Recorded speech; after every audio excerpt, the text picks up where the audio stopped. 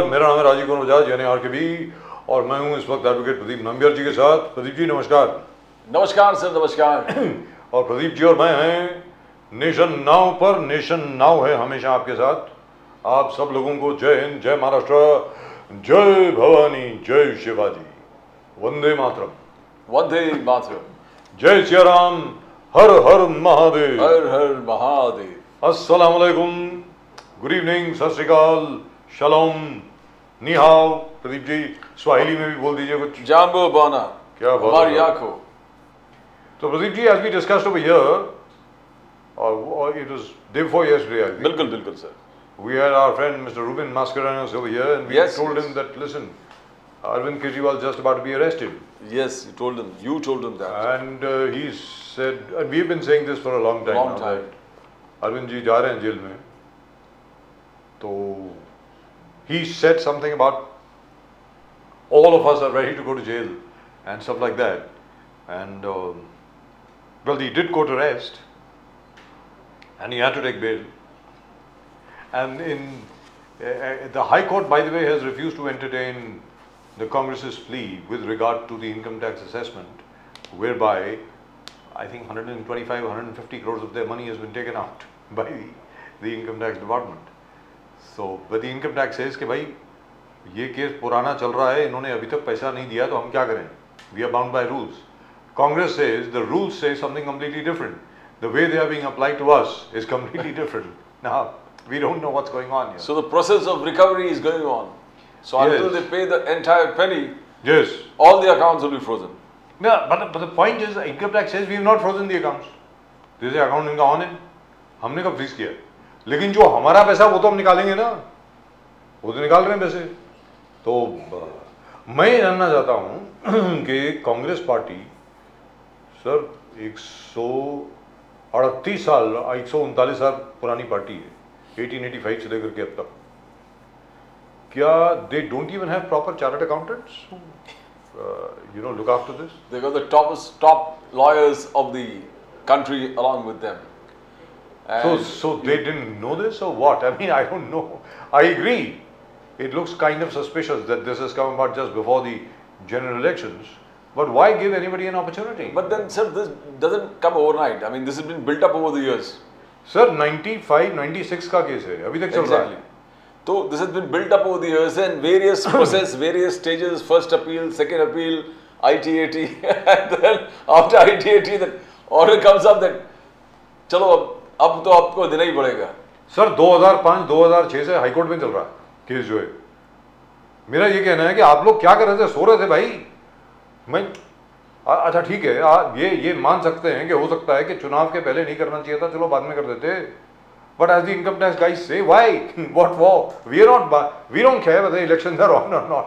हमें अपना पैसा चाहिए यार, पैसा दो, सीधी बात है। बड़ा अजीब लगता है मुझको। Actually, Congress probably didn't take it very seriously, the demands of the income tax. That is because we are part of the government or can't. Yeah, when the demand was first made, when this demand was first made, the Congress was in power. Yes. Congress is sarkar thi. But this is funny. Actually speaking, if you look at it, it's a serious matter for the Congress, but it's genuinely very, very funny. But all the same, I find it very strange. And has the order come for Mr. Arvind Kejriwal? I don't think the Honorable Judge of the PMLA Court has still passed the order. I'm not sure if that order has been passed as yet or not. What is there? So, I mean, there is something, in fact, probably the judge believes that he has to go through various points and then he has to justify the... It's a lady judge. She has just been appointed. अभी वो आई हैं. She was earlier the CBI judge in Delhi. Yes. और वो Rouse Avenue में जो PMLA court है, उसमें मतलब माशाल्लाह उनका पहला दिन है. Can you imagine? On a very first day, she has to deal with this case. Arvind Kejriwal वाला केस जो है. Oh God, this is like crazy. Then let's ask our friend, I think we have Mr. Pankaj Modi with us. जी, पंकज मोदी साहब इस वक्त हमारे साथ हैं, Bharatiya Janata party के। मोदी साहब नमस्कार। नमस्कार। जय सिया राम सर, जय सिया राम, हर हर महादेव। आज बड़े खुश बड़े खुश नजर आ रहे हैं सर आज तो। क्या बात है सर। कांग्रेस के बैंक अकाउंट आपने फ्रीज करा दिए, अरविंद केजरीवाल को आपने जेल में डाल दिया। क्या कर रहे हैं सर आप? ये क्या हो रहा है? कुछ तो बताएं, इसमें जरा रोशनी डालें पंकज मोदी जी प्लीज। जहां तक केजरीवाल की बात है तो उसे तो अपनी किए की सजा मिली है। वो जिस तरह से अन्ना आंदोलन को उसने इंडिया अगेंस्ट करप्शन के आंदोलन के समय में अन्ना को धोखा दिया, फिर उनके पार्टी के जितने सहयोगी थे, चाहे वो प्रोफेसर आनंद कुमार हो, प्रशांत भूषण हो, या फिर कुमार विश्वास हो, किरण बेदी हो, सबको धोखा देकर वो एक तरह से सीढ़ी की तरह इस्तेमाल करके वो आगे बढ़े थे। तो उनको लग रहा था कि वो बहुत आगे निकल जाएंगे, लेकिन वो कर्मा का ये रूल जानते नहीं थे कि वो एक दिन उन्हें पे वापस आएगा। और जिस तरह से उन्होंने कोविड के टाइम में शराब घोटाले, शराब नीति बनाने की कोशिश की, शराब घोटाले करने की कोशिश की, जब पूरा भारत ही नहीं पूरे विश्व के लोग कोविड से त्राहिमाम हो रहे थे, तब वो उस समय किसी तरह पैसे बनाने की कोशिश कर रहे थे। और उस समय वो अपने घर का रिनोवेशन कराने में 400-450 करोड़ रुपए खर्च करके शीश महल बना रहे थे। तो अरे अपना घर थोड़ी है उनका, गवर्नमेंट का घर है यार, वो अपने साथ थोड़ी लेके जाएगा। नहीं, वो इस गलतफहमी में जी रहे थे कि 10-20 साल तक तो उनको कोई हिलाने वाला है ही नहीं दिल्ली से, इसलिए वो इस तरह से अपने फिजूल के सरकारी खर्चे पे सब चीज कर रहे थे। कौन उनके घर का पैसा तो लग नहीं रहा था, तो सरकार के पैसे वो सरकारी खर्च पे ही कर रहे थे। भाई उनका ये कहना है, देखिए साहब, जहां तक केजरीवाल जी का सवाल है, जहां तक ये एक्साइज लिकर पॉलिसी का जो सवाल है, I am sure Pradeep ji, the directorate of enforcement is a very responsible institution. साहब वहाँ पे ज़्यादातर जो लोग काम करते हैं ना, बड़े अकल वाले लोग काम करते हैं, वेरी फ्रैंकली स्पीकिंग, क्योंकि जो भी उनकी प्रोफाइल देखिए, सब देखिए, आज की तारीख में सब ज़्यादातर कोई चार्टर्ड अकाउंटेंट है, कोई बीकॉम पढ़ा हुआ है, जो भी बच्चा वहाँ पे काम करता है, असिस्टेंट डायरेक्टर लेवल पे, डिप्टी डायरेक्टर लेवल पे, जॉइंट डायरेक्टर वगैरह, तो कई तो पीएचडी काम कर रहे हैं सर वहाँ पे अभी इन दी एनफोर्समेंट डायरेक्टरेट। तो मुझे नहीं लगता कि वो इतना बड़ा कदम कोई ले लेगा अगर कोई एविडेंस नहीं होगा, ये मैं मान करके चलता हूँ। कोई एविडेंस होगी यार तभी तो लिया होगा, because otherwise what will happen is, चलिए ठीक है लोअर कोर्ट में, क्योंकि PMLA court is bound, perhaps high court also may not take such a big risk. आखिर में सुप्रीम कोर्ट के सामने आपको अपीयर होना है ना, तो उच्चतम न्यायालय में अगर फटकार लग गई, उच्चतम न्यायालय ने कोई एक्शन ले लिया आपके खिलाफ, they have to be ready for that. तो ये कहना पंकज मोदी साहब बार बार आम आदमी पार्टी का कि हमारे खिलाफ जान करके कोई केस नहीं है, 1 रुपए की रिकवरी नहीं हुई है, कोई मनी ट्रेल मिला नहीं है, सिर्फ जबानी जमा खर्च के ऊपर, यानी सिर्फ गवाहों के बयान के ऊपर बिना डॉक्यूमेंट्स के हमारे खिलाफ केस किया गया है। मोदी साहब इस विषय के बारे में अगर आप कुछ कहना चाहें तो बोलिए। जी जी जी बिल्कुल। मेरा कहना है कि देखिए, जिस तरह से केजरीवाल ने शराब घोटाले किए थे और उसके बाद जिस सिन्हा जोरी के साथ वो आ रहे थे कि कौन गिरफ्तार करेगा उनको, और वो जब उनके सहयोगी दो मनीष सिसोदिया, सत्येंद्र जैन या फिर संजय सिंह जेल में गए थे तो उनको शहीदों का दर्जा दे रहे थे या फिर उन्हें भारत रत्न देने की बात कर रहे थे, तो ये तो उनकी मानसिकता का पता चल रहा था कि वो एक तरह से चोरी के बाद वो सिन्हाजोरी करने की कोशिश कर रहे थे। और दूसरी बात मैं एक चीज बोलना चाहूंगा, केजरीवाल को बहुत ये गलतफहमी थी कि वो अगर वो इनकम टैक्स डिपार्टमेंट में काम कर चुके हैं तो वो किसी तरह से करप्शन करके बच के निकल जाएंगे। देश का एक ऐसा मुख्यमंत्री है जो बिना पोर्टफोलियो के काम कर रहा था वो, और उसने किसी तरह से मनीष सिसोदिया पे सारी चीजें रखने की कोशिश की थी, लेकिन वो उनको पता नहीं था कि एक दिन उनके पे ये चीज भ्रष्टाचार के जो उन्होंने चक्रव्यूह रची थी उन्हीं पे आकर होने वाली है। लेकिन एक चीज हुई है साहब, चलिए ठीक है, ये बात तो रही, चलिए आगे तो जज साहब डिसाइड करेंगे, और जज साहब को अभी 3 घंटे से ऊपर लग गए हैं अपना ऑर्डर लिखने में। मैं एक बात और बोलना चाहूंगा, कल का अगर आप बोलिए सर प्लीज, कल का आप दिल्ली हाई कोर्ट का जजमेंट सुनेंगे या आप उस समय के जो डिस्कशन सुनेंगे तो मैं देखा सर, मैंने देखा वो, लेकिन वो सर उसके 2 पहलू हैं पंकज मोदी साहब। एक तरफ जज साहब ने जो पिटीशन फाइल करी थी अरविंद केजरीवाल की ने वो खारिज नहीं की है, लेकिन उन्होंने कुछ रिलीफ नहीं दिया है, उनको रिलीफ भी नहीं दिया। और उन्होंने मानते सर पीएमएलए में रिलीफ कहाँ मिलता है मोदी साहब?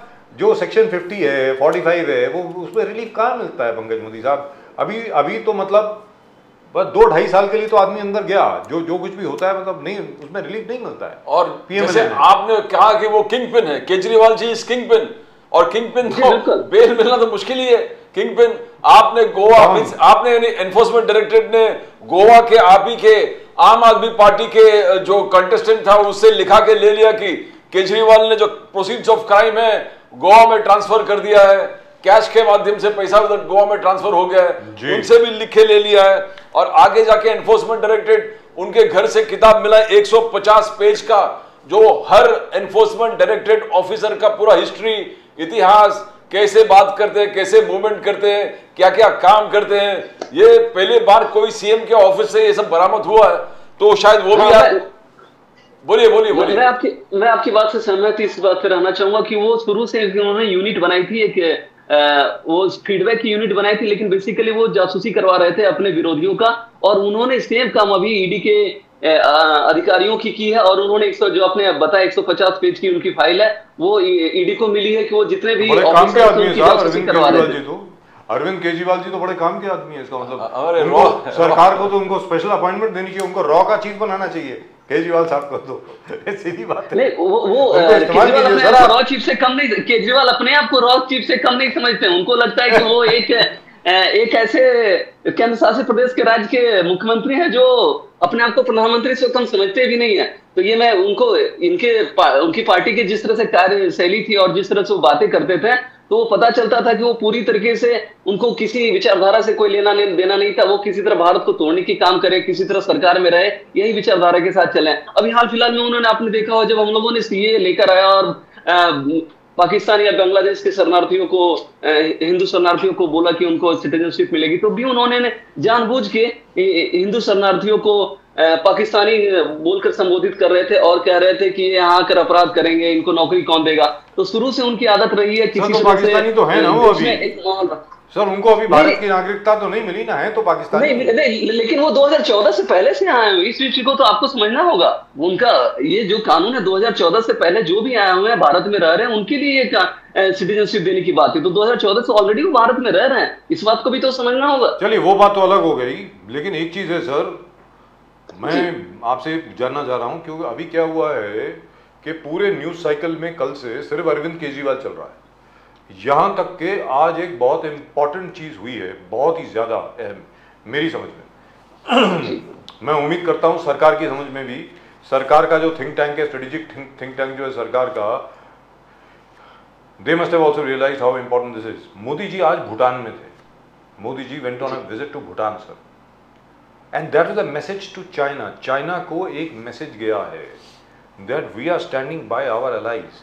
तो वो स्टोरी जो है पूरी दब गई है। मेरा ये कहना है कि आज की तारीख में मोदी जी ने एक बड़ा कड़ा ताकतवर संदेश भेजा है चीन को कि भाई साहब आप ये मत समझिए कि हम आपको भूल गए हैं, हम भूटान के साथ बिल्कुल खड़े हैं, ये दिस इज मेजर। तो ये वेरी अनफॉर्चुनेटली दुखद बात यह है कि आदरणीय सम्माननीय अरविंद केजरीवाल जी के चक्कर में हम सब लोग भूल गए हैं कि असल में देश में, बाकी देश में क्या हो रहा है। पंकज मोदी साहब बताएं।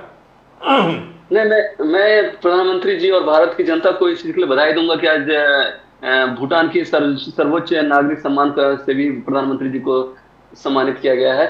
और जहां तक आपने ये बात की चाइना को, तो चाइना को जो मैसेज देना है वो बहुत अच्छे तरीके से हमारे विदेश मंत्री जयशंकर जी हो, चाहे प्रधानमंत्री जी हो, चाहे हमारे स्टेट जी के द्वारा दिया जा रहा है। और ये भूटान ही नहीं, जिस स्थिति में हमारे लक्षद्वीप में प्रधानमंत्री जी बहुत दिन रह के आए, और जिस तरह से चाइना ने मॉरिशस को अपने मॉरिशस नहीं, मालदीव सर, मॉरिशस नहीं, मालदीव सर, क्या मॉरिशस दूसरे दोस्ती अपनी सर, ऐसा मत कीजिए। नहीं मालदीव, नहीं सॉरी, मालदीव।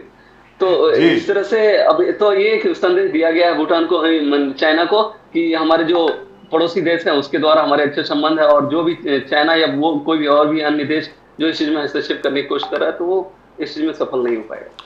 राहुल गांधी जी ने कहा आपसे कि जिस प्रकार से नरेंद्र मोदी जी उनके बैंक अकाउंट्स, वो तो खुलेआम प्राइम मिनिस्टर पे आरोप लगा रहे कि ये टोटलिटेरियन गवर्नमेंट ने हमारे बैंक अकाउंट्स को फ्रीज किया है। आपने हमारे बैंक अकाउंट को नहीं फ्रीज किया, आपने लोकतंत्र को फ्रीज किया है। Democracy has failed, democracy, you have shaken the pillars of democracy. That is what the Congress is accusing you, Modi ji. And they said पूरे जितने पिलर्स है डेमोक्रेसी में, हर आपके एक्ट जो है एक टोटलिटेरियन, ऑथोरिटेटिव एंड एक ऑटोक्रेटिक काइंड ऑफ सिस्टम में आप काम कर रहे हो। अभी आगे जाके आप केजरीवाल जी को अरेस्ट किए, आप जो भी अच्छे काम करते हो उसको उठा के आप अरेस्ट कर रहे हो, अंदर डाल रहे हो। तो राहुल गांधी जी का आप पे टोटल आरोप है कि आपने सिर्फ बैंक अकाउंट फ्रीज नहीं किए, आपने लोकतंत्र को फ्रीज किया है। पंकज मोदी जी, कांग्रेस को ये समझने की जरूरत है कि वो एक अच्छा सीए नहीं रख सकता, ऐसी लग रही देखकर कि इतने दिन से जब उनके इनकम टैक्स डिपार्टमेंट के इतने दिन से नहीं, इतने साल से सर, इतने साल से, सच बोलिए, इतने सालों से जब उनपे आईटी डिपार्टमेंट की बात है। सर ये 95, 96 का केस है, और ये भी बता दूं, तब से अब तक वो सॉल्व नहीं कर पाया, तो वो इनकम टैक्स डिपार्टमेंट ने अपने हिसाब से काम किया है, तो वो उनका जवाब दे दे बेटर रहेगा, बशर्ते कि हम पे आरोप लगाए। और वो आजकल ये बहुत एक कॉमन हो गया है कि अगर कुछ कांग्रेस के साथ गलत हो रहा है तो डायरेक्ट उसको लोकतंत्र से रिलेट करने लग जाता है। तो इस चीजों में ना रहे, भारत का लोकतंत्र बहुत मजबूत है। कुछ भ्रष्टाचारी लोग जो जेल जा रहे हैं, केजरीवाल टाइप के लोग या फिर कांग्रेस के लोग, तो वो इस चीज को ना समझे कि अगर उनको जेल जा रहा है तो भारत का लोकतंत्र खतरे में। भारत का लोकतंत्र बहुत मजबूत हो रहा है क्योंकि भ्रष्टाचारी लोग जेल जा रहे हैं। 4 चीज जो राहुल गांधी जी ने पहले कहा, 4-5 चीज वो धीरे धीरे सच्चाई में बदल रहे। उन्होंने पहले कहा कि लोकतंत्र, यहां पर भी नहीं, विदेश में भी जाकर राहुल गांधी यही कहते थे कि यहां पर देखो इंडिया में लोकतंत्र मर रहा है, यू आर किलिंग डेमोक्रेसी। दूसरे इसने कहा कि जुडिशरी इज बीइंग इंटिमिडेटेड। तीसरा उन्होंने कहा कि opposition is being targeted, opposition leaders को आप बार बार टारगेट कर रहे हो। राइट विंग एक्टिविज्म बहुत बढ़ चुका है मोदी जी के राज में। राइट विंग जो थॉट है, आइडियोलॉजी बहुत बड़ा क्वांटम जंप ले रहे हैं और minorities are living under fear. Pankaj Modi ji एक एक चीज जो राहुल गांधी जी बोल रहे हैं, आप उठा के केजरीवाल हो गए, अलग अलग चीफ मिनिस्टर्स को उठा के डाल रहे हैं, बाकी लोग जो आपको ज्वाइन नहीं कर रहे हैं और जो ज्वाइन किया है उनको छोड़ देते हैं। तो ये एक तरफा जो आप कर रहे हो, तो इसमें जो 5 चीजें राहुल गांधी जी ने कहा देश विदेश हर मंच पर, क्या वो धीरे धीरे सच बदल के सच होके आ रहा है? पंकज मोदी जी, नहीं, कांग्रेस ने अपने जितने कारनामे कर रखे हैं उनको ये इस बात का एहसास है कि वो आज नहीं तो कल उनके जो नेता लोग भ्रष्टाचार में जाएंगे। इंडिया अलायंस के लोग जिन्होंने भ्रष्टाचार कर रखा है वो जेल में जाएंगे। आप एक चीज आप हाल फिलहाल में देखोगे कि कांग्रेस की दिल्ली यूनिट ने ही बहुत सारे जोर शोर से इस बात को भी उठाया था, हमारे साथ भाजपा के साथ वो भी इस चीज में थे कि शराब घोटाला हुआ है। और उसके बाद और अजय माकन, चाहे सुप्रिया सिंह, बहुत बड़े बड़े नेताओं ने अरविंद केजरीवाल के खिलाफ भी ये बातें कर रखी कि शराब घोटाला में 100 करोड़ का तो एकदम लीगल पैसा उन्होंने ट्रांसफर किया, वो दिख रहा है, बाकी तो जो हुआ सो हुआ ही है। तो इस तरह से अभी उनके साथ हो गया है और बोल रहे लोकतंत्र खतरे में। तो ये आप विदेश जाकर अगर ये बोल रहे हैं तो उनको इस बात का एहसास था कि ये सब चीज उनके साथ होने वाली है। तो उनके जो सलाहकार ने उनको पहले से ये राय दे रखी थी ये सब चीजें होने वाली थी, इस सब चीज को रिलेट कर दिया जाए। तो मैं मानूंगा कि इस चीज को जनता समझती है कि क्या देश में सही हो रहा है, क्या गलत हो रहा है। 3 घंटे से अभी तक ऑर्डर आया नहीं है सर, 3 घंटे से ज्यादा हो गए, जज साहब ने अभी तक ऑर्डर अनाउंस नहीं किया है। 3 घंटे ज्यादा हो गया सर। 4:30 बजे 4:20 पे आर्ग्यूमेंट खत्म हुई, अभी 7:19 हो रहे हैं, तो 3 घंटे हो गए सर। जज साहिबा जो हैं, नई जज आई हैं वैसे आज, ये भी आपको बता दूं मैं, राउज एवेन्यू कोर्ट का जो पीएमएलए स्पेशल कोर्ट है, ये पहले सीबीआई स्पेशल कोर्ट में जज हुआ करती थी, जस्टिस बवेजा नाम है इनका। ये पहला केस है इनका पीएमएलए में, और पहला ही केस ही अरविंद केजरीवाल का केस सुन रही हैं। तो मुझे लगता है अपनी पहली जजमेंट काफी मतलब संगीन, बड़े करीब तरीके से मुझे लग रहा है कि एक लाइन लिखेंगी। चलिए वो तो जज साहब जो करेंगे। लेकिन आपसे मैं एक सवाल पूछ रहा हूँ, वेरी फ्रैंकली, ये आपसे सवाल पूछ रहा हूँ। I feel what has happened is, जैसे अब मैंने आपको कहा ना कि अभी जो हमने बात करी, भूटान, चाइना, उसके अलावा मोदी जी के जो बाकी अलग अलग एफर्ट्स जो हैं पूरे देश के अंदर, अलग अलग उनकी नई पॉलिसीज जो आई हैं, और उन्होंने ये भी कहा है कि भैया देखो अभी तक तो आप लोगों ने कुछ देखा ही नहीं है, 3rd टर्म के बाद जब मेरी आएगी तब आप देखिए भारत किस तरीके से आगे बढ़ेगा, हमारी अर्थव्यवस्था में क्या क्या सुधार होगा वो आप देखिए। ये सब चीज़ें मर गई हैं। लेकिन आपसे मैं जानना चाहता हूँ सर, अभी तक मोदी जी का स्तर इधर था, अभी भी है, लेकिन अभी क्या हो गया है, इसकी वजह से हर चैनल सिर्फ केजरीवाल की बात कर रहा है। तो अब तो मोदी वर्सेस केजरीवाल हो गया सर, आपको लगता नहीं है क्या हो गया है? मैं इस चीज में आपको देखिए क्या है ना, जिस साइड के साथ ये केजरीवाल की पार्टी या इंडिया अगेंस्ट करप्शन या फिर अन्ना आंदोलन चला था, तो उस चीज का अगर आपके साथ पॉजिटिव चीजें हुई है उस समय, तो उसकी नेगेटिव चीजें भी उसी तरह मीडिया उसको उठाएगी और हाइप क्रिएट होगा। लेकिन इस तरह से मोदी जी को केजरीवाल से कंपेयर करना मैं इसको नहीं मानता। 1-2 दिन की बात है, वो आज जेल चले जाएंगे, उसके बाद चीजें अपने हिसाब से कोर्ट कचहरी की सर बेल भी तो मिल सकती है, बेल भी तो मिल सकती है, किसी को क्या मालूम। वैसे बेल मिलती नहीं है, पीएमएलए में बेल मिलती नहीं है वैसे, लेकिन जिस हिसाब से उन्होंने शराब घोटाला किया है, जिस तरह से माता बहनों को कोविड के टाइम में उन्होंने एक पर एक दारू फ्री कर दी थी, हर दिल्ली के गली चौक चौराहे पे दारू की दुकान, शराब की दुकान खुलवा दी थी, तो बहुत सारी माता बहनों की हाय तो लगेगी, उसका परिणाम तो उनको भोगना ही पड़ेगा। वो माता बहनें जो हैं वो शराब नहीं पीती हैं हिंदुस्तान में, माता बहनों को ड्रिंक करना अलाउड नहीं है, कहने का मतलब ये हुआ, ये कहना चाह रहे हैं आप पंकज मोदी साहब? नहीं, माता बहनों को इसलिए है लगी कि उनके बच्चे, उनके भाई लोग इस चीज में जुड़ गए और उनको तकलीफ होनी पड़ी। उनके कई लोगों का कहना है कि शराब फिर भी ठीक ठाक है, अगर शराब नहीं मिलती है तो लोग ड्रग्स लेना शुरू कर देते हैं। नहीं, शराब कोई भी किसी तरीके से, ये अगर शराब हो चाहे ड्रग्स हो, ये समाज के लिए प्रभावक चीज ही है, समझे? तो जिस तरह से उन्होंने पूरे गली मोहल्ले में खुलवा दिया था और युवाओं को उसमें इन्वॉल्व हो गया था, तो माता बहने को परेशानी तो हो ही रही थी। और दूसरी बात, एक चीज मैं और बोलना चाहूंगा कि मैंने भारत की राजनीति में इतनी निष्ठा किसी भी राजनीतिक पार्टी या राजनीतिक नेता की नहीं देखी जितनी मैंने केजरीवाल की देखी है।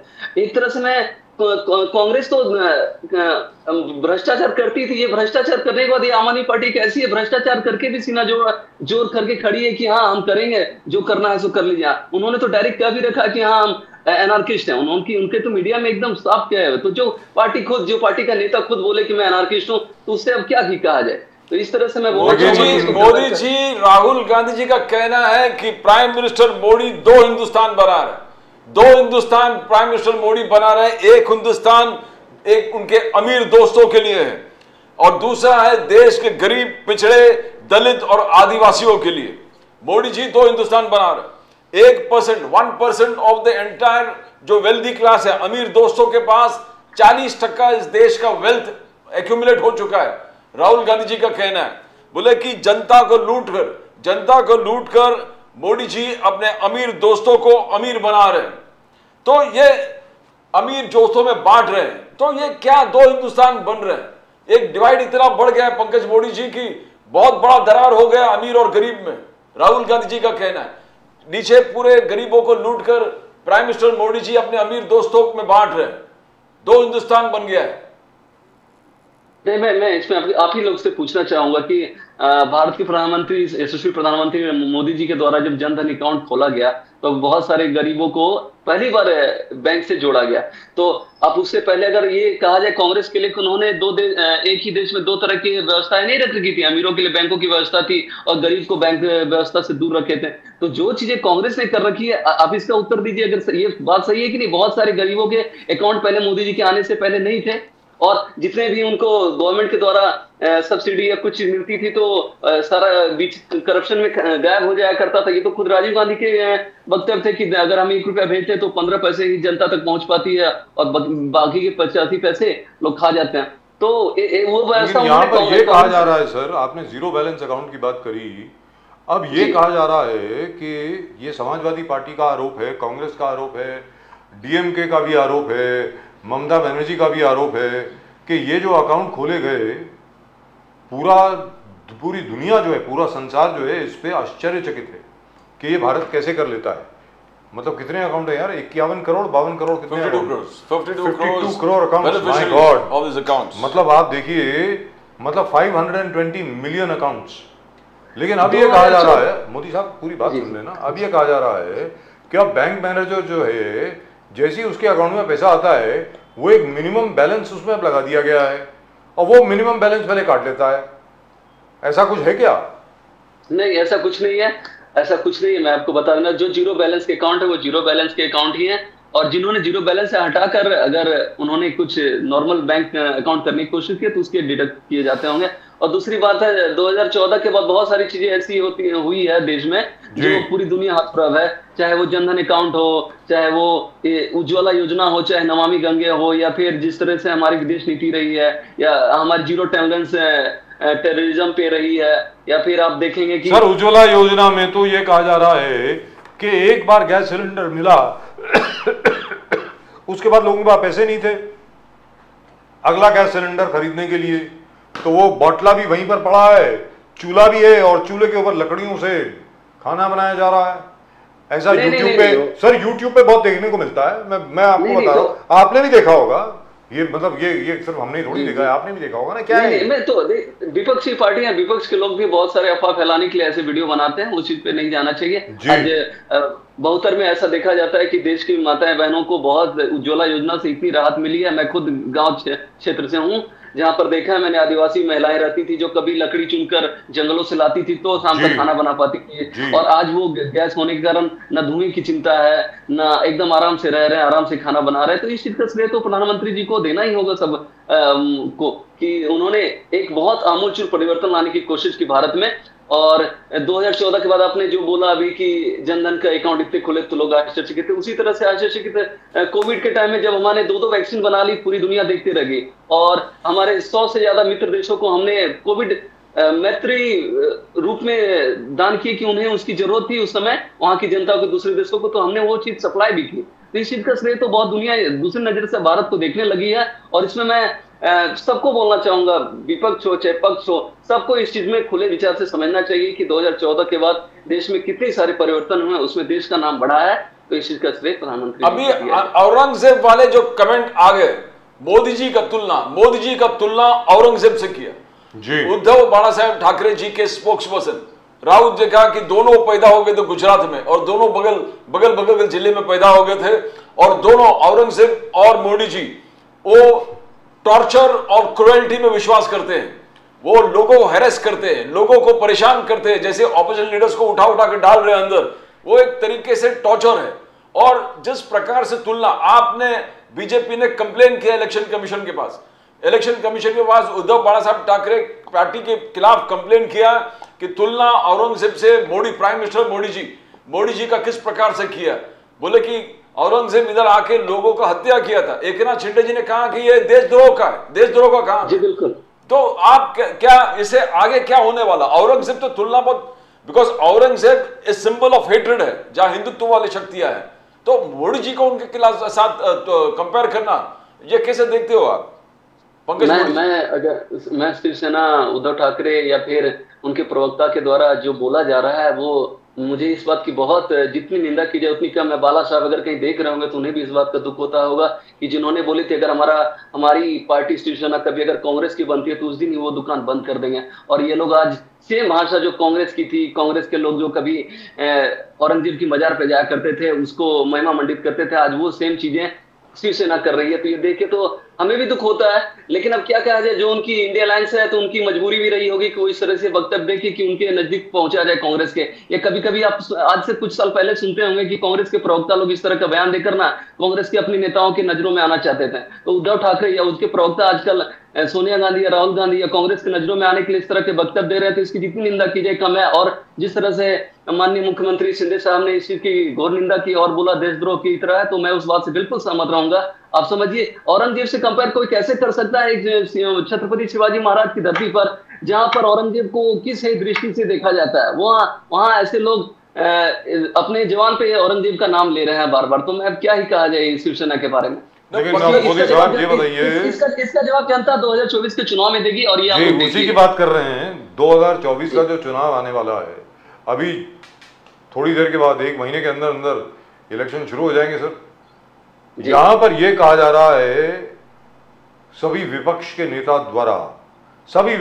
नेताओं द्वारा, माफ कीजिएगा, कि आदरणीय सम्माननीय नरेंद्र मोदी जी बड़े नर्वस हैं, भारतीय जनता पार्टी बड़ी डरी हुई है, घबराई हुई है, इसलिए पहले हेमंत सोरेन साहब को आपने जेल में भेज दिया, अब अरविंद केजरीवाल साहब को आपने जेल में भेज दिया, अब आप बोल रहे हैं ए राजा का केस रीओपन होगा, कनी मोदी का भी केस रीओपन होगा। और लेकिन जहां तक के बाकी लोग जो आपके साथ आ गए हैं, हेमंत बिस्वा शर्मा साहब हो गए, हमारे बड़े अच्छे मित्र छगन भुजबल साहब हो गए, हमारे बहुत ही अच्छे मित्र अजीत दादा पवार साहब हो गए, उसके अलावा हम माशाल्लाह हसन मुशर्रफ साहब हो गए।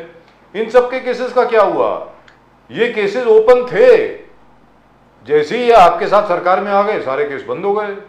इसके विषय में बताइए ना सर प्लीज। नहीं, मैं बजाज सर, मैं आपको बोलना चाहूंगा, कोई भी केसेस बंद नहीं हुए, सारे अपने कानून के हिसाब से काम कर रहे हैं। और जहां तक बात आपने की हेमंत सोरेन की या फिर केजरीवाल की, तो ये सब भ्रष्टाचार करके सोच रहे थे कि अगर हम सीएम की कुर्सी पे हैं तो और राजनीतिक लाभ लेकर हमें कोई कुछ हमारे तक हाथ नहीं लगाएंगे। लेकिन उनको पता नहीं था कि जब प्रधानमंत्री जी ने, लेकिन सर एक बार भी नहीं बुलाया गया, हेमंत बिस्वा शर्मा साहब को तो एक बार भी नहीं तलब किया गया ईडी द्वारा। पहले उनको कितने 4 के 5 समन जा चुके थे, एक बार भी नहीं बुलाया गया उनको। यहाँ पर सर पूरी बात सुन लें, हमारे हसन मुशर्रफ साहब जो सीनियर कैबिनेट मिनिस्टर हैं, हेल्थ मिनिस्टर हैं अभी महाराष्ट्र के, वहां तो बॉम्बे हाईकोर्ट का ऑर्डर है कि भाई इनको गिरफ्तार किया जाए। आज वो मंत्री हैं, उनके खिलाफ कुछ भी नहीं हो रहा। और छगन भुजबल जी के तो पूरे केसेस विड्रॉ हो चुके हैं। वो कहते हैं फाइल खो गई साहब, हाईकोर्ट से विड्रॉ हो चुका है। और अजित पवार जी तो कोई स्कैम ही नहीं किया बेचारे, वो बहुत शरीफ आदमी हो गया। अभी एक बार आपके साथ आ गए तो बहुत अच्छे हो गए वो तो। नहीं, कानून अपने हिसाब से काम कर रहा है, इस चीज की मैं आप लोग को गारंटी दूंगा कि कानून अपने हिसाब से काम कर रहा है। और जो भी उनका एक ड्यू प्रोसेस वो कहने का मतलब ये हुआ कि जहां आपने देखा कि कोई बगावत पे उतर आया तो केस दोबारा खुल जाएगा, कहने का मतलब ये हुआ। नहीं, ऐसी बात नहीं। ऐसी बात तो अगर भ्रष्टाचार करेगा तो प्रधानमंत्री जी का खुला संदेश है, ना खाऊंगा ना खाने दूंगा। तो अगर कोई चाहे कि भ्रष्टाचार करे वो खा के बैठ जाए तो डकार तो ले ही नहीं सकता है। और जो भी अगर उसकी डकार ली जाएगी वो जेल के अंदर। जयशंकर जी ने भ्रष्टाचारी उस चीज को समझ ले। अच्छा, हमारे जो जयशंकर जी एक्सटर्नल अफेयर्स मिनिस्टर, उन्होंने बहुत बढ़िया बात कहा कि मोदी जी के गारंटी सिर्फ मोदी जी के गारंटी नहीं है, मोदी जी के गारंटी एक ग्लोबल मैसेज है। ग्लोबल मैसेज का पूरे विदेश दुनिया में लोग देख रहे हैं और इससे एक गाइडेंस ले रहे हैं कि गरीब से गरीब लोगों को किस प्रकार से मोदी जी ने गारंटी लेकर उनके जीवन में बदलाव लाने का कोशिश किया। कांग्रेस मगर कहते हैं कि ये गारंटी, मोदी जी की गारंटी कुछ गारंटी नहीं है। जॉब्स कहां पर है? 2 करोड़ कहां है जॉब्स? बोले किसान के दुगना डबल इनकम करने वाले थे, वो हुआ नहीं, प्राइस राइज कंट्रोल नहीं कर पाए। तो आप कोई गारंटी आपने लिया है, वो गारंटी फेल हो चुका है, कांग्रेस का कहना है। Jaishankar ji says it is a role model for the entire world, globally एक मैसेज है मोदी जी गारंटी। ये बहुत बड़ा एक डिफरेंस है, कहां से कहां। कैसे जस्टिफाई कर पाओगे पंकज मोदी जी?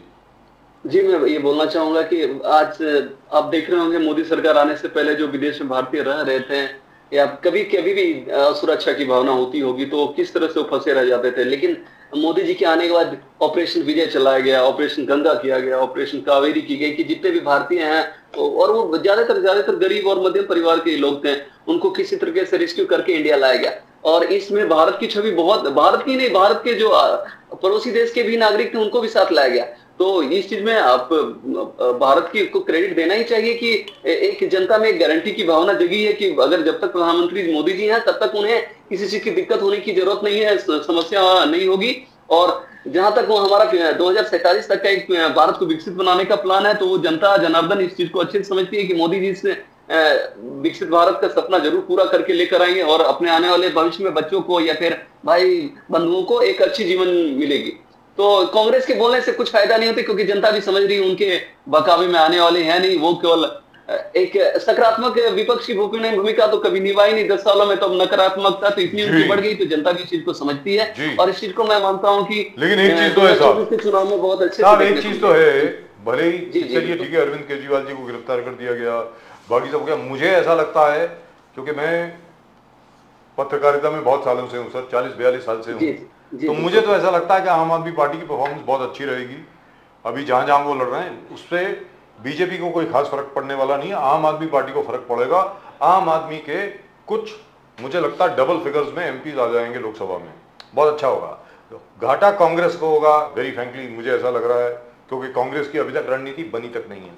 लेकिन मैं आपसे जानना चाहता हूं सर, और ये आप ही की बात मैं आपको बोल रहा हूं, क्या है कि उत्तर प्रदेश से जो खबर आ रही है, बाकी हर जगह से जो आ रही है, चलिए ठीक है अखिलेश यादव जी को भीड़ आ रही है, बाकी सब आ रही है, अरे भाई श्री राम के सामने कोई खड़ा नहीं हो पा रहा है। भले आप कहें कि श्री राम आपके लिए मुद्दा नहीं है, राम मंदिर आपके लिए चुनाव का मुद्दा नहीं है वगैरह वगैरह, लेकिन वहां पर जितनी माताएं हैं, जितनी बहनें हैं, जो माता बहनों की आपने जो बात करी ना, इतनी दुआएं दे रही हैं, इतना आशीर्वाद दे रही हैं मोदी जी को कि ये जो राम मंदिर बन गया ना, ये 500 साल के ऊपर का जो धब्बा था आज हिंदुओं के ऊपर, यहाँ के सनातनियों के ऊपर कि सब कायर हैं, देखो तुम्हारा मंदिर तोड़ करके हमने मस्जिद बना दिया, तुम लोगों के जो बुत थे उनको निकाल के, मूर्तियों को निकाल के हमने वहां पे दबा दिया, उसके ऊपर हम लोग पैर रख के जाते हैं। क्या अपना इबादत करने के लिए।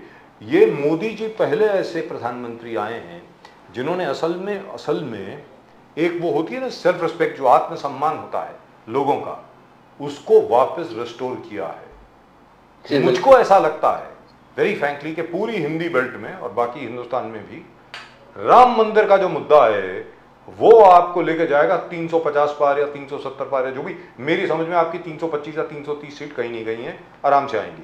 जी मोदी साहब बताएं।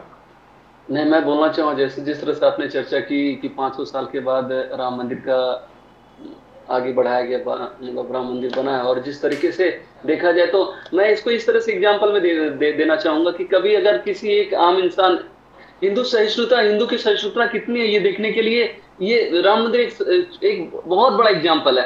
अगर किसी एक आदि इंसान के घर को कोई दूसरी पड़ोसी आकर उस पर कब्जा कर ले और वो रोज वहां से गुजरे और कल वो अपने घर को निहारता रहे, तो आप उसके मन में क्या बीत रहा होगा, तो ये सोचिए। सेम भावना हिंदू 500 साल से देख रहा है। वो बगल से वहां बाबरी मस्जिद ढांचे के बगल से जब गुजरता होगा तो उन्हें लगता होगी हमारे आराध्य श्री राम भगवान की कभी जगह थी और इस पे आक्रमणकारियों ने कब्जा कर रखा है। लेकिन भारत के हिंदू का सहिष्णुता की ये पहचान है कि उन्होंने इतने दिन पेशेंस रखने के बाद फिर कानूनी प्रक्रिया में गुजरने के बाद इस चीज का सॉल्यूशन करवाया और आज बहुत अच्छे तरीके से राम मंदिर का निर्माण हुआ। और माताओं बहनों के अलावा मैं भारत के हर एक हिंदू सनातनी और सारे जितने नागरिक हैं सब इस बात से भारत बीजेपी के लिए हमेशा और बीजेपी पार्टी के प्रति हमेशा इसमें पॉजिटिविटी दिखाना चाहते हैं कि हमने इस चीज को सॉल्व किया। हमने बहुत सारे मुसलमान इस चीज से बहुत खुश है कि ये बहुत दिनों से जो चल रहा था इसमें मोदी जी ने इसको सॉल्व करके एक आगे बढ़ने के एक रास्ता बनाया कि वो भी अपने विकास में योगदान दे।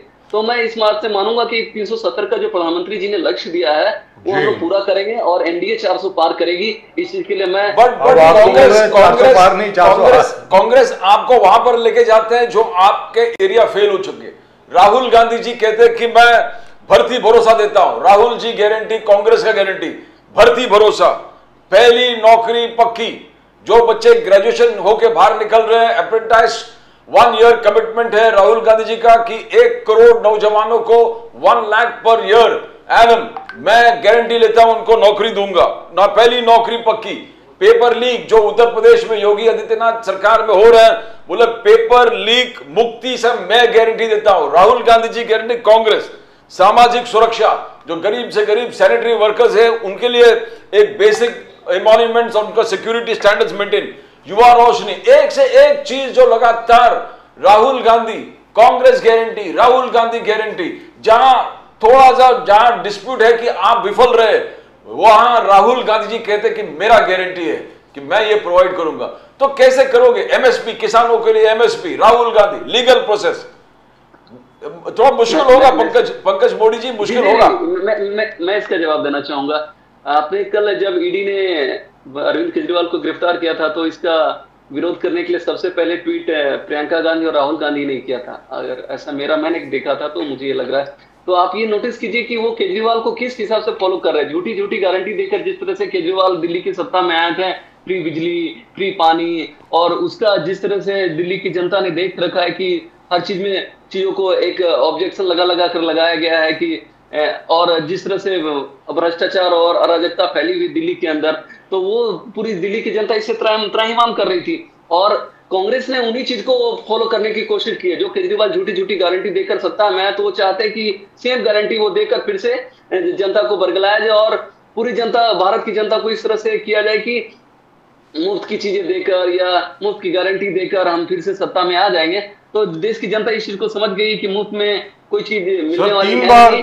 तीन बार केजरीवाल जी 3 बार मुख्यमंत्री बने, दिल्ली के 3 बार मुख्यमंत्री बने सर। एक बार कांग्रेस की मदद से, अगली बार पूरी बात सुन ले, 70 में से 67 यानी 67 सीट्स आई और उसके अगली बार 63 सीट्स आई। तो मतलब आदमी अगर मान लीजिए अपने वादे पूरे नहीं कर रहा है तो फिर ये इतनी बार जीत कैसे रहा है, बताए ना सर। हाँ, तो मैं बताता हूँ ना, इस चीज को आप समझिए। पहली बार जब वो सत्ता में आए तो उन्होंने कस्में खा रखी थी कि मैं अपने बच्चों की कस्में खाता हूँ कि कांग्रेस के साथ ना समर्थन ना भाजपा के साथ समर्थन लेकर सरकार। पुरानी बात हो गई सर। नहीं, और बच्चों की कसम कोई चुनावी बात थोड़ी हो सकती सर, ये आप कैसे बोल सकते हैं? बच्चों की कसम कभी कोई चुनावी बात नहीं हो सकती। लेकिन लोगों ने नजरअंदाज कर दिया ना इसको, लोगों ने फिर भी वोट दिया केजरीवाल को। लोगों ने किया, लेकिन ये बच्चों की कसम तो ऊपर वाले तो देख रहे होंगे ना कि बच्चों की कसम खा के, झूठी कसमें खाकर वो सत्ता में आ गए। अब भगवान के घर दे रहे हैं, अमीर थोड़ी। तो ये जो हो रहा है वो भगवान कर रहा है, कहने का मतलब ये हुआ। नहीं, उनको उनका कर्मा जो है ना वो कभी छोड़ेगा नहीं। उन्होंने जो जो गलत चीजें की थी, अन्ना को धोखा दिया, चाहे अपनी बहुत सारी संगी साथियों को इस्तेमाल करके उन्होंने फेंक दिया, और फिर बाद में मतलब अपने हिसाब से चीजों को चलाने लगे। जो उन्होंने चिल्ले चपाटे बना रखे थे उनको इस सत्ता में लेकर आगे बढ़ा रहे थे, तो वो चीजें तो उनको पीछे आने वाली थी।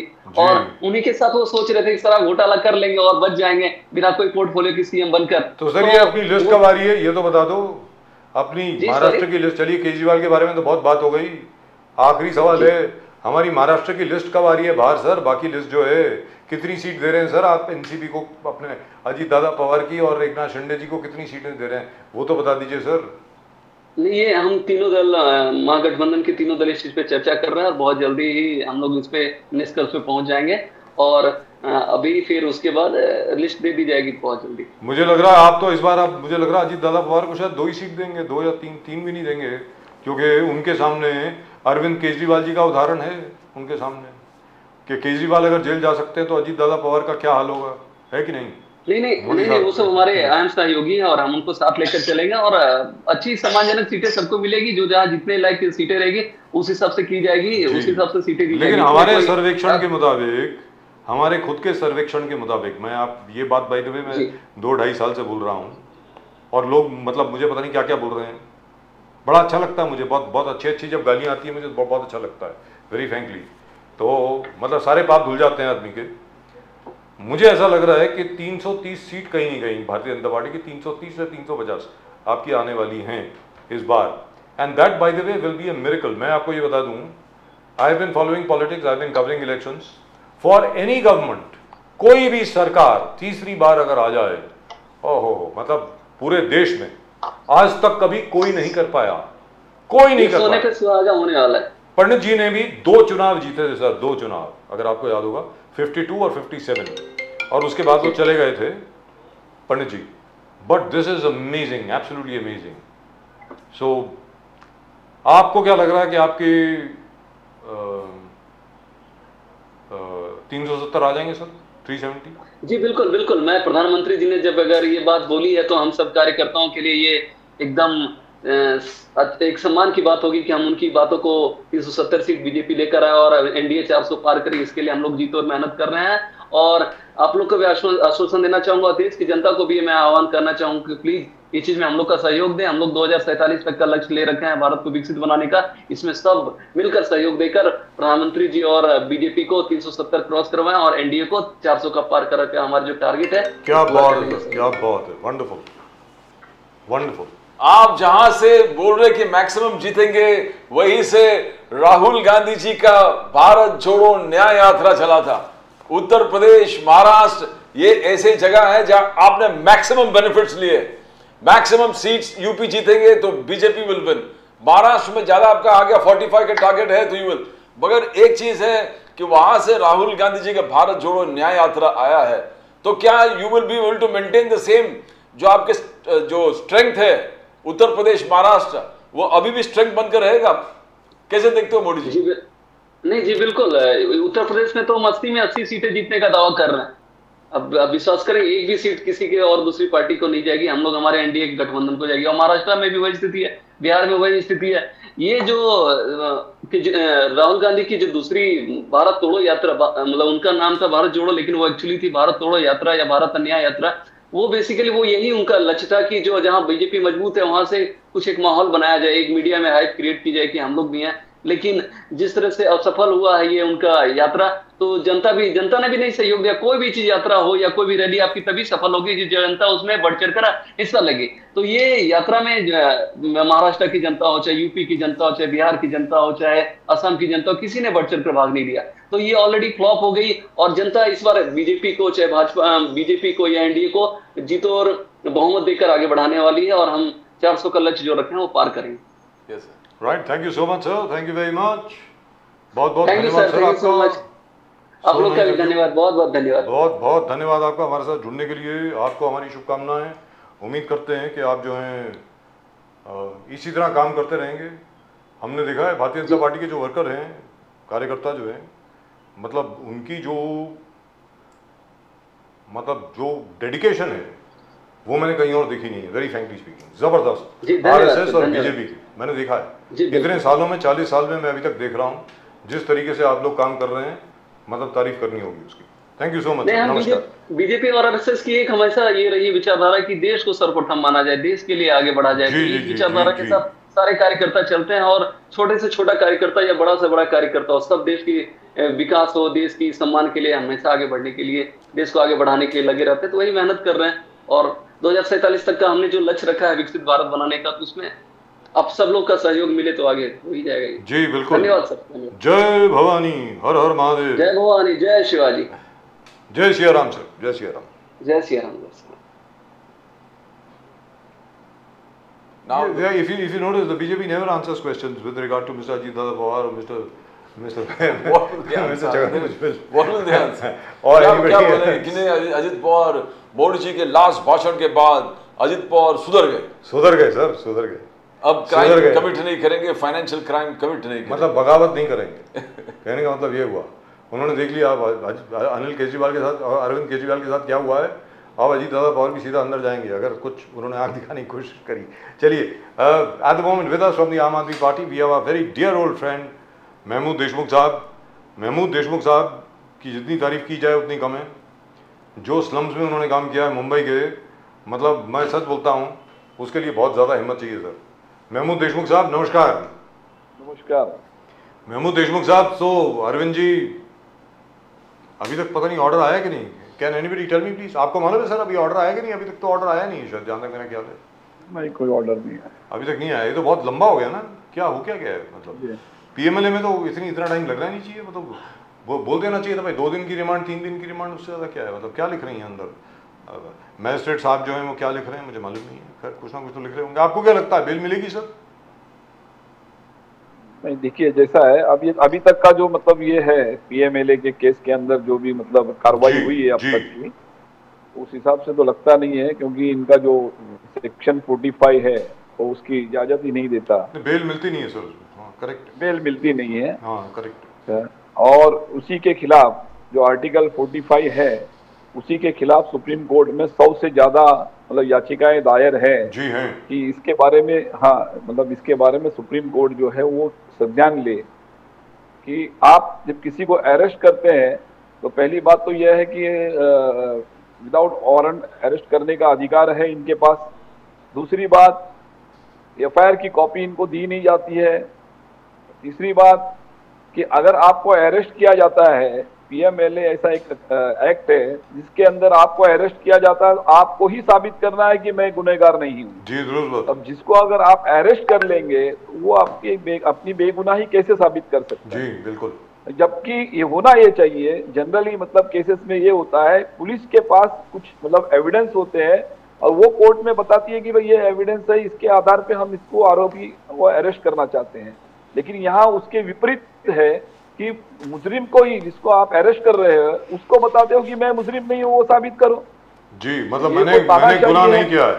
कहने का मतलब ये हुआ कि अगले दिन महमूद देशमुख साहब को अरेस्ट कर लिया जाए और उनको ये कहा जाए कि भाई महात्मा गांधी को आपने मारा, अब आप प्रूव करो कि आपने नहीं मारा।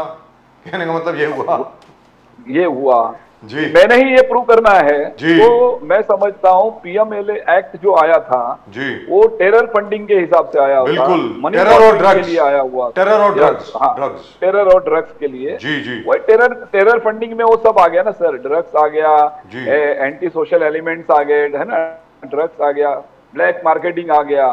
तो ये इनके लिए ये कानून आया था मनी लॉन्ड्रिंग का। लेकिन आज 2017-18 के बाद में इन्होंने एक अमेंडमेंट लाया इस भारतीय जनता पार्टी के नरेंद्र मोदी सरकार ने, और जिसके तहत मतलब बैंकिंग सेक्टर, इंश्योरेंस सेक्टर और भी अलग अलग फाइनेंस इंस्टीट्यूट, उसको भी उन्होंने इंक्लूड किया। और ठीक है, लेकिन जिस तरीके से ये उसका मिसयूज कर रहे हैं, पॉलिटिकल जो भी मतलब ऑपोजिशन के लोग हैं उनके खिलाफ इसका मतलब इस्तेमाल, दुरुपयोग किया जा रहा है। अब तक के मतलब 10 साल 17 साल के इसके रिकॉर्ड के अंदर मतलब लगभग 5,400 केसेस रजिस्टर हुई है पीएमएलए से, मनी लॉन्ड्रिंग की केसेस, ईडी ने गलत केसेस दाखिल किए है और सिर्फ उसमें कन्विक्शन का जो रेट है सिर्फ 23 केसों में कन्विक्शन हुआ है। इसका मतलब ये हुआ है कि ईडी अपने काम में फेल है, या तो ज्यादातर केस जो है ये बदले की भावना से की जाती है या इनका पॉलिटिकल यूटिलाइज किया जा रहा है ईडी का, और ये जग जाहिर है। आप देख रहे होंगे ये पिछले 10 साल में जितना ईडी का मतलब मिसयूज हुआ है, इसके पहले ऐसे कभी नहीं हुआ। जी दुरुस्त बात है। आप ये बता दीजिए, सॉरी प्रदीप जी, ये बता दीजिए, ये कहा जा रहा है आम आदमी पार्टी के जितने नेताओं से बात हो रही है वो कहते हैं कि भाई हम सब लोग जेल जाने को तैयार हैं, हम भी देखते हैं कितना दम है आप लोगों में, सबको जेल भेजिए, हम जेल जाने को तैयार हैं, कोई टेंशन नहीं है। ऐसा सही बात है, कल है, हकीकत है, कल रात में ही जैसे ही अरविंद केजरीवाल जी को अरेस्ट किया गया था जी, जैसे ही अरेस्ट किया गया था, हमारी मुंबई अध्यक्षा के नेतृत्व में सभी लोग वहां पे पहुंचे थे ईडी ऑफिस मुंबई शहर में, और हमने वहां पे जो है जी सभी लोगों ने गिरफ्तारी दी। अब उसमें ऐसा हुआ कि मैं थोड़ा सा लेट पहुंचा था, फिर एक तो रोजे का महीना चल रहा है, शहरी का मसला था, इसके लिए मैं नहीं आया। कुछ पुलिस वालों ने भी हमको दूर ही रोक के रखा था, लेकिन हमारी मुंबई अध्यक्षा, उनके साथ में हमारे कार्याध्यक्ष थे, जनरल सेक्रेटरी थे, और भी मुंबई के सभी पदाधिकारी, मतलब इतने रात में वहां पे पहुंचे, इतनी बड़ी तादाद में। वो सबसे बड़ी बात है कि उतने मतलब उस रात में डर नहीं महसूस किया हमने कि भाई नहीं हम नहीं जाएंगे, हम सोचेंगे क्या होगा, ऐसा नहीं है। वहां पे लोग पहुंचे और अपनी अपनी गिरफ्तारी दी, और वहां पे भी मेरी जानकारी में वहां पे पुलिस ने भी बदतमीजी से पेश किया। एक महिला के साथ में आप बदतमीजी से पेश आते हो, ये सोचने की बात है, ये पुलिस को भी एक सोचने की बात है। ये सरकार हमेशा बनी नहीं रहेगी, उन्होंने भी ये ध्यान देने की जरूरत है कि सरकार बदलेगी तो आपको भी सोचना पड़ेगा, आपको भी अपने दायरे में रह के मतलब काम करना चाहिए, न कि दायरे के बाहर। आप सरकार के मतलब एक नुमाइंदे हो, आप गवर्नमेंट सर्वेंट हो, न कि भारतीय जनता पार्टी के सर्वेंट हो या मोदी के सर्वेंट हो। बट महबूब देशमुख जी, यहाँ पर एनफोर्समेंट डायरेक्टरेट ने क्लियर कट कहा कि केजरीवाल जी किंगपिन है, किंगपिन।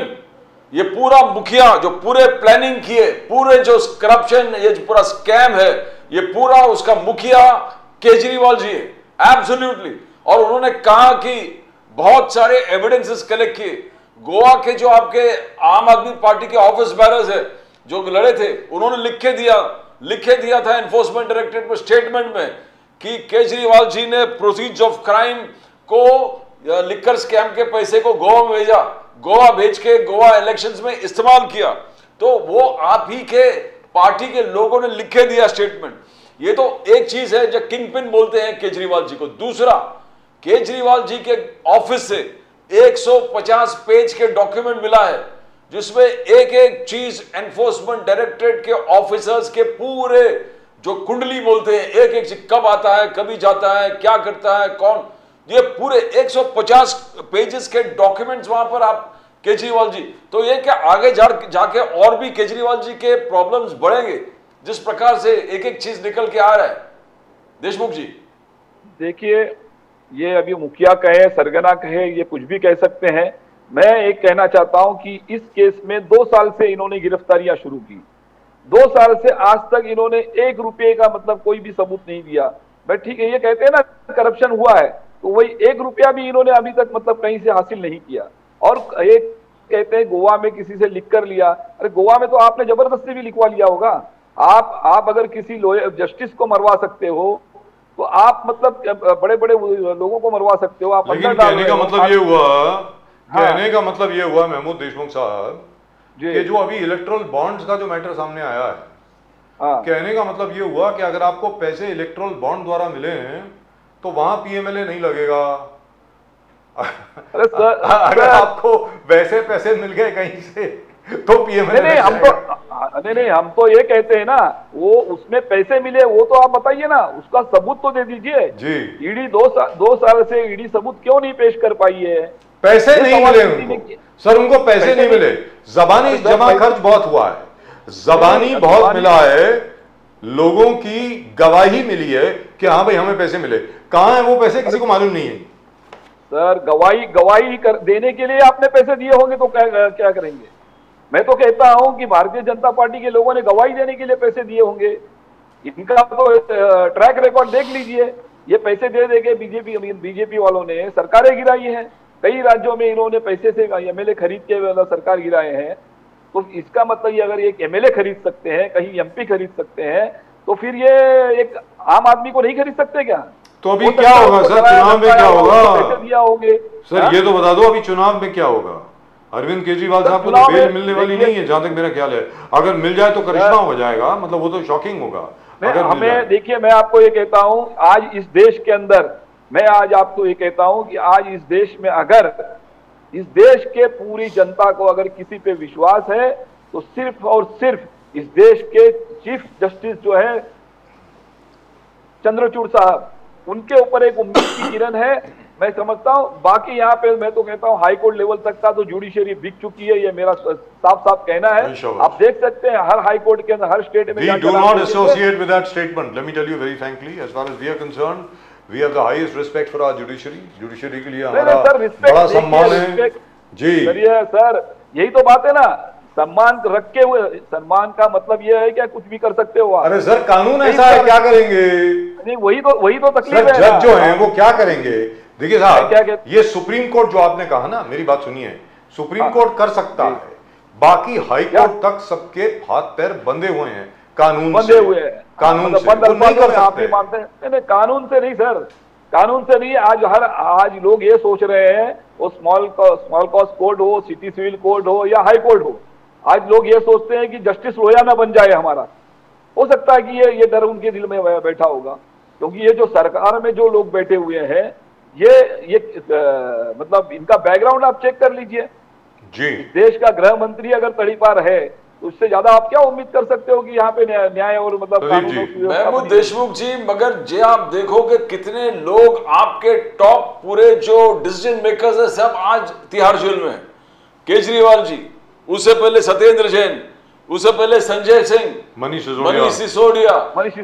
आप देखो जितने आपके थिंक टैंक थे, जो आप कहते कि आम आदमी पार्टी एक रेवोल्यूशन है, उसको रेवोल्यूशन को बनाने वाले आज सब जेल में हैं। आज हमारे अन्ना हजारे जी ने कद भी लिखा केजरीवाल जी को, लेटर लिखे केजरीवाल जी को याद दिला दिया कि मैंने आपको पहले भी लिखा था कि ये लिख करके माया जाल से आप मत पढ़ो, उससे दूर हटो, इसमें मत इन्वॉल्व हो। आज अन्ना हजारे जी लिखे हैं कि आज तभी मेरा अगर बात मान लिया होते तो आज आप जेल में नहीं होते। तो क्या अन्ना हजारे का गाइडेंस लेना आप लोग ने बंद कर दिया था महमूद देशमुख जी? सर आज अन्ना हजारे जी को वो नहीं दिखाई दे रहा, इलेक्ट्रल बॉन्ड के बारे में देखना चाहिए। अरविंद केजरीवाल जी ने जो पॉलिसी लाया था, लिकर पॉलिसी, उन्होंने अपने पर्सनल फायदे के लिए नहीं लाया हुआ था, है ना। अगर कोई भी सरकार है रेवेन्यू बढ़ाने के लिए, रेवेन्यू जनरेट करने के लिए पॉलिसी लाती है, और ओपन चीज थी ये, और उस समय के जो एलजी थे उनसे उन्होंने अप्रूवल लिया हुआ था, उसमें गलत क्या था? और ठीक है अगर इन्होंने ऑब्जेक्शन लिया है, वो पॉलिसी उन्होंने कैंसिल कर दी है तो बात खत्म हो जानी चाहिए। लेकिन बदले की भावना से सिर्फ अरविंद केजरीवाल को मतलब डैमेज करना है, आम आदमी पार्टी को डैमेज करना है, इसके लिए मतलब ये बहुत बड़ा मुद्दा है प्रदीप जी।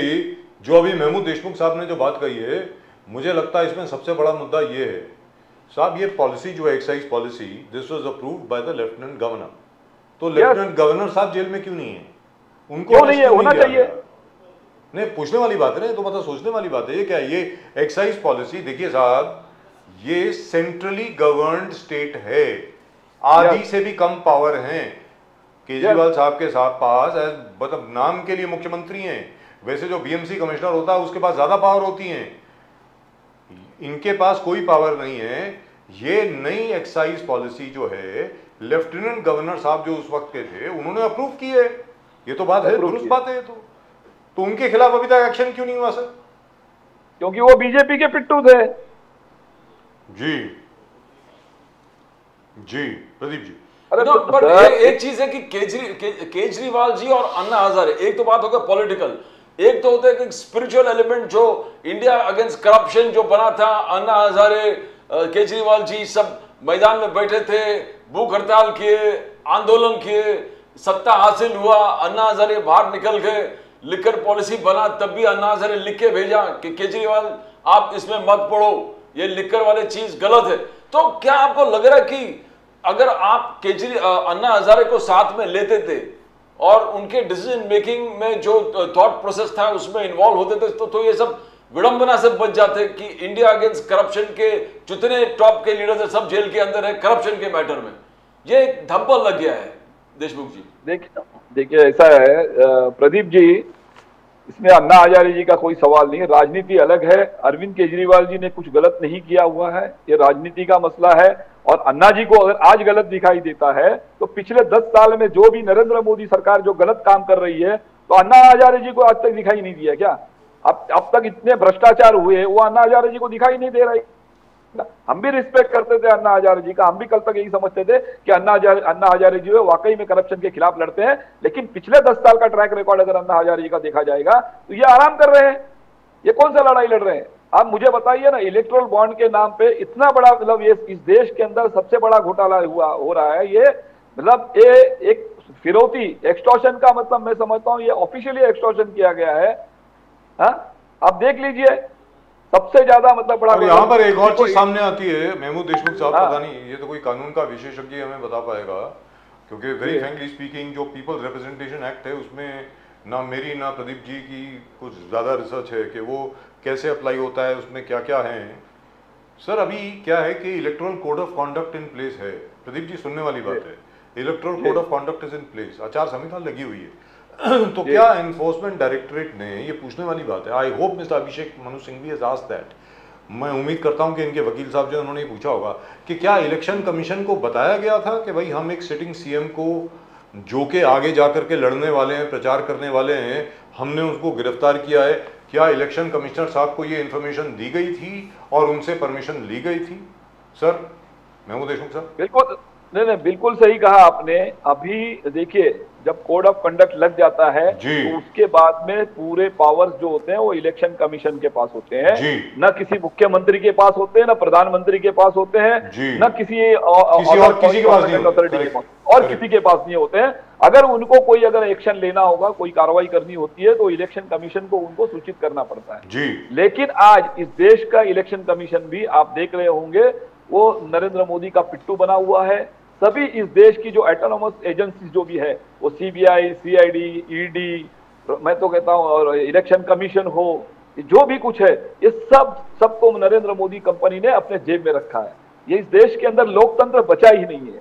नहीं तो जो कोड ऑफ कंडक्ट लगने के बाद में ये गिरफ्तारी होनी नहीं चाहिए, क्योंकि अब इलेक्शन के सामने हम लोग इलेक्शन को फेस कर रहे हैं तो इसके अंदर कोई भी काम नहीं होता, इस तरीके से कोई भी मतलब स्टेप नहीं उठाई जानी चाहिए। लेकिन ये आउट ऑफ वे जाके इन्होंने, पहली बात तो ये कानून को मानते नहीं है, इन्होंने यही देखा है कि अरविंद केजरीवाल जी को किसी तरीके से कैंपेन करने से रोकना है, तो ताकि मतलब जो नॉर्थ इंडिया में दिल्ली, पंजाब, हरियाणा और वेस्टर्न यूपी है या गुजरात तक का, मतलब अरविंद केजरीवाल जी एमपी तक जहां प्रचार में नहीं जा सकते हैं उनको जाने से रोकना है। इसके लिए ये कदम उठाया गया, बदले की भावना से इन्होंने मतलब उनको अरेस्ट किया है और मैं समझता हूं ये इनके लिए बुमरैंग होगा। आप याद रखिएगा। महमूद देशमुख जी, आप पिछले दिनों में आप देखो कि बीजेपी इस चीज को हाईलाइट कर रहे हैं कि एक तो करप्शन के चांस तो लगी गए लिकर स्कैम में, दूसरा है सीएए विरोध। केजरीवाल जी वो व्यक्ति थे चीफ मिनिस्टर जो ओपनली आके सीएए का विरोध किया, सीएए का कहा कि यहाँ के बच्चों का जॉब्स वहां के लोग आएंगे तो लेके जाएंगे, बिजनेस वो लेके जाएंगे। और उसके बाद हमने देखा कि पूरे एक फौज केजरीवाल जी के घर के बाहर बहुत बड़ा विराट मोर्चा हुआ और केजरीवाल जी का कहना था कि पूरे दिल्ली पुलिस का सम्मान और सुरक्षा देके ये पूरा मोर्चा मेरे घर के बाहर किया गया और पाकिस्तान के लोग यहां पर आकर मेरे घर के बाहर मोर्चा किया। मगर बीजेपी का कहना है कि करप्शन और देश विरोधी ताकत, देश विरोधी एक्टिविटीज, देश के खिलाफ, देश में एक कानून बना है, देश में एक सिद्धांत बना है, एक प्रोसीजर हो गया है, लॉ बना है, रूल्स बना है, उसके खिलाफ बोलना एंटी नेशनल एक्टिविटी। तो क्या सीए के खिलाफ बोलना एक एंटी नेशनल एक्टिविटी था, देश विरोधी काम था, अब उसके साथ करप्शन भी जुड़ गया? आप इस चीज आरोप को कैसे देखते हो? देखिए, अरविंद केजरीवाल जी ने वास्तविकता बयान की है। उन्होंने कही, ये उनका कहने, आप बात समझ लीजिए पहला, इन्होंने 2014 में एक नारा दिया था, 2 करोड़ लोगों को हम हर साल नौकरी देंगे, है ना। 10 साल हो गए, 10 साल के हिसाब से 20 करोड़ नौजवानों को नौकरी देना चाहिए था। अभी तक मैं समझता हूं 20 लाख नौजवानों को ये नौकरी नहीं दे पाए। यहाँ बेरोजगारी का मसला है, यहाँ किसानों का मसला है, यहाँ पे आत्महत्या हो रही है, यहाँ पे कारोबार ठप पड़ा हुआ है। तुम इस देश के नागरिकों के बारे में तो कुछ नहीं कर पा रहे हो। यहाँ इस देश के नागरिकों को मतलब सुविधा नहीं दे पा रहे हो, ना अच्छे अस्पताल दे पा रहे हो, ना अच्छे स्कूल दे पा रहे हो, ना अच्छा रोजगार दे पा रहे हो, और न किसानों को मतलब रोजी रोटी का सहारा बना पा रहे हो। तो आप पाकिस्तान से लाओगे, आप कहीं और से लेकर अफगानिस्तान से लाओगे, बांग्लादेश से लाओगे, तो ये चुनावी जुमला है, ये बेवकूफ बनाने के धंधे हैं इनके। आप अपने घर में अपने बच्चे को पाल नहीं पा रहे हो, पड़ोसी के बच्चे को दावत दे रहे हो कि आप आ जाओ यहाँ पे, मैं आपको संभालूंगा। ये किस्सा हो गया। तो अरविंद केजरीवाल जी ने गलत क्या कहा, ये लोगों को बेवकूफ बना रहे हैं। अरविंद केजरीवाल जी ने इनके जो चेहरे पे जो नकाब है उसको फाड़ने का काम किया था, वो इससे इनको ज्यादा तकलीफ हो गई कि यह देश विरोधी। अरे देश विरोधी तो ये लोग हैं। अभी मैंने आपके चैनल पे एक सुना, एक बंदे का, हम 2047 का भारत देखना चाहते हैं, है ना। तो 1947 में तो भारत के लिए कुछ नहीं किया, या मुखबिरी कर रहे थे अंग्रेजों की। आज इनको अकल आ रही है, हो सकता है कि 2047 मतलब 1947 के बारे में नहीं कर पाए, तो अब ऐसा लगता है पछतावा हो रहा, तो 2047 का भारत बनाने की बात करते हैं। तो ये कुछ नहीं कर पाएंगे। इनका इतिहास देख लीजिए ना, ये कौन से मुंह से बोलते हैं देशभक्ति को, इनको बोलना, देशभक्ति के बारे में इनको बोलने का कोई अधिकार नहीं है। भारतीय जनता पार्टी और इनके जो मतलब आरएसएस है, इनका इतिहास देख लीजिए। और दूसरी बात क्या है, महबूब देशमुख जी क्या बोलते हैं कि ग्लोरियस कॉन्ट्रडिक्शंस इन एनफोर्सिंग लॉ। 2 प्रकार के कानून है कि एक ऑपोजिशन लीडर्स को सीधा उठा के डाल दो अंदर, और दूसरे ब्रिजभूषण हो गए, अजित पवार हो गए, हर्षवर्धन पाटिल हो गए। तो यहां पर कानून के जो हाथ है, लंबे हाथ, वो यहां तक पहुंचते नहीं है। तो यह क्या पूरे खुलेआम दिख रहा है कि जो साथ में है उनको कुछ नहीं होगा, और जो नहीं है देखिए सब जाएंगे अंदर। नहीं, प्रदीप जी बजाज साहब, एक बात देख लीजिए। अब पिछले 10 साल से एक किस्सा चल रहा है, एक ऐसी फिल्म चल रही है कि जब तक वो बंदा कांग्रेस में है, जब तक वो बंदा शिवसेना में है, जब तक वो बंदा राष्ट्रवादी में है या अलग अलग पार्टियों में है, भारतीय जनता पार्टी से हट के अपोजिशन में जो भी लोग हैं, तो उनके ऊपर करप्शन के चार्जेस लगते हैं, उनके ऊपर इंक्वायरी लगती है, उनके ऊपर ईडी की इंक्वायरी आती है, सीबीआई की इंक्वायरी आती है ना, केसेस चलते हैं और रेड गिरती है। और जैसे ही वो बंदा, अच्छा इनके ही लोग, एक यहाँ पे तोतला है किरीट सोमैया, है ना, बैक में ये आरटीआई डाल के इनके लोगों के सब निकालेगा, और उनको जैसे ही वो बंदा भारतीय जनता पार्टी ज्वाइन कर लेता है, तो वैसे वो गंगा से नहा के पवित्र हो जाता है। तो ये कौन सी बात है। तो इसका मतलब ऐसा है कि भारतीय जनता पार्टी में हर आदमी चलेगा, आप पाप करो और भारतीय जनता पार्टी में आ जाओ। आप वाकई में अगर भ्रष्टाचार के खिलाफ होते, तो मैं समझता हूं किसी को, आज सब जितने भी लोग हैं जिन पे आपने भ्रष्टाचार के चार्ज लगाए, उनको आपने जेल में डाला होता। लेकिन आपने वैसा नहीं किया। आप जेल के बजाय अपने पार्टी में लेते हो, मतलब भ्रष्टाचार करो, कितना भी बड़ा क्राइम करो और भारतीय जनता पार्टी ज्वाइन कर लो। आज 70,000 करोड़ के मामले में अजित पवार के ऊपर देश के प्रधानमंत्री भोपाल में सार्वजनिक तौर पे इल्जाम लगाते हैं कि अजित पवार, महाराष्ट्र में अजित पवार का 70,000 करोड़ का घोटाला है इरिगेशन डिपार्टमेंट का, है ना, बैंकिंग सेक्टर का, कोऑपरेटिव बैंक। और उसके बावजूद वो अजित पवार को 15 दिन के बाद में आप अपनी पार्टी में लेते हो और वो महाराष्ट्र का उप मुख्यमंत्री बनाते हो। इसका मतलब भ्रष्टाचारी कौन हुआ? आप भी भ्रष्टाचार के भागीदार हुए। गुनहगार को साथ देने वाला वो भी गुनहगार होता है। और आप देख लीजिए ना, ये जो इलेक्ट्रल बॉन्ड है, मैं समझता हूं इससे बढ़कर भ्रष्टाचार और क्या हो सकता है। इन्होंने एक फिरौती, एक लीगली तौर पे एक बड़ा अच्छा मतलब प्यारा सा नाम दिया है, इलेक्ट्रल बॉन्ड। इलेक्ट्रल बॉन्ड का नाम देकर इन्होंने एक मतलब 2 लोगों को ईडी और सीबीआई इनका इस्तेमाल करके इन्होंने उन लोगों से मतलब चंदा वसूल किया है। आपने महबूब देशमुख जी India alliance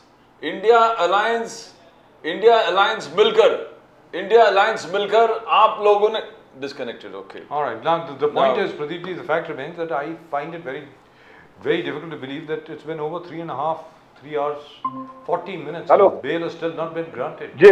And the order has still not been there. Mahmood Deshmukh ji, Final question for India alliance, आप लोग मोदी जी ने गिना है कि अब तक इंडिया अलायंस ने मोदी जी को गिन के कल तक 104 गालियां दिए, 104 गालियां, और लास्ट में आपने मोदी जी का तुलना औरंगजेब से भी किया, औरंगजेब से भी किया, और आगे जाके आपने बोला मोदी जी के खोपड़ी उड़ा दो, मोदी जी के खोपड़ी उड़ा दो। ये आप लोग ने जिस प्रकार से रवैया, बोले एक है यशस्वी प्रधानमंत्री जो 10 साल के काम पूरे दुनिया रोड मैप ले 10 साल के रिपोर्ट कार्ड लेके जा रहा है, 25 साल के रोड मैप लेके चल रहा है, और 100 दिन का प्लान 2024 चुनाव जीतने के बाद 100 दिन का प्लान क्या होगा वो भी लेके चल रहा है, और पर्सनल अटैक जो आप लोग ने चालू कर दिया है ये देश हित में नहीं है।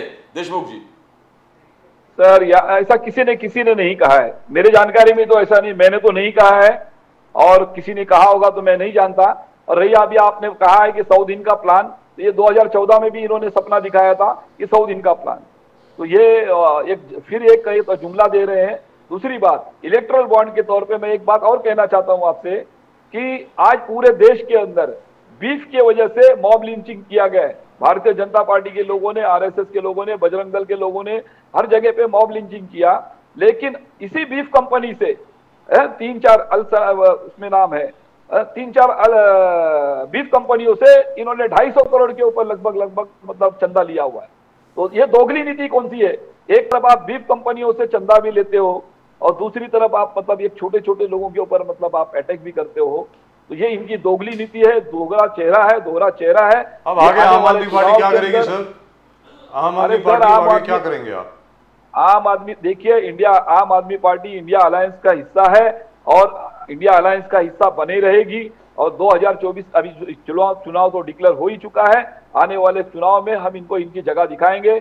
ये इनकी गलतफहमी है कि अरविंद केजरीवाल जी अंदर चले गए तो कुछ अब मतलब कुछ नहीं होगा, तो ये भ्रम है। आम आदमी पार्टी का हर एक छोटे से छोटा वॉलंटियर भी एक अपने आप में अरविंद केजरीवाल है, और हर कार्यकर्ता अरविंद केजरीवाल बन के रास्ते पे उतरेगा और चुनाव में इनको इनकी भारतीय जनता पार्टी को और नरेंद्र मोदी इनको इनकी जगह दिखाएगा।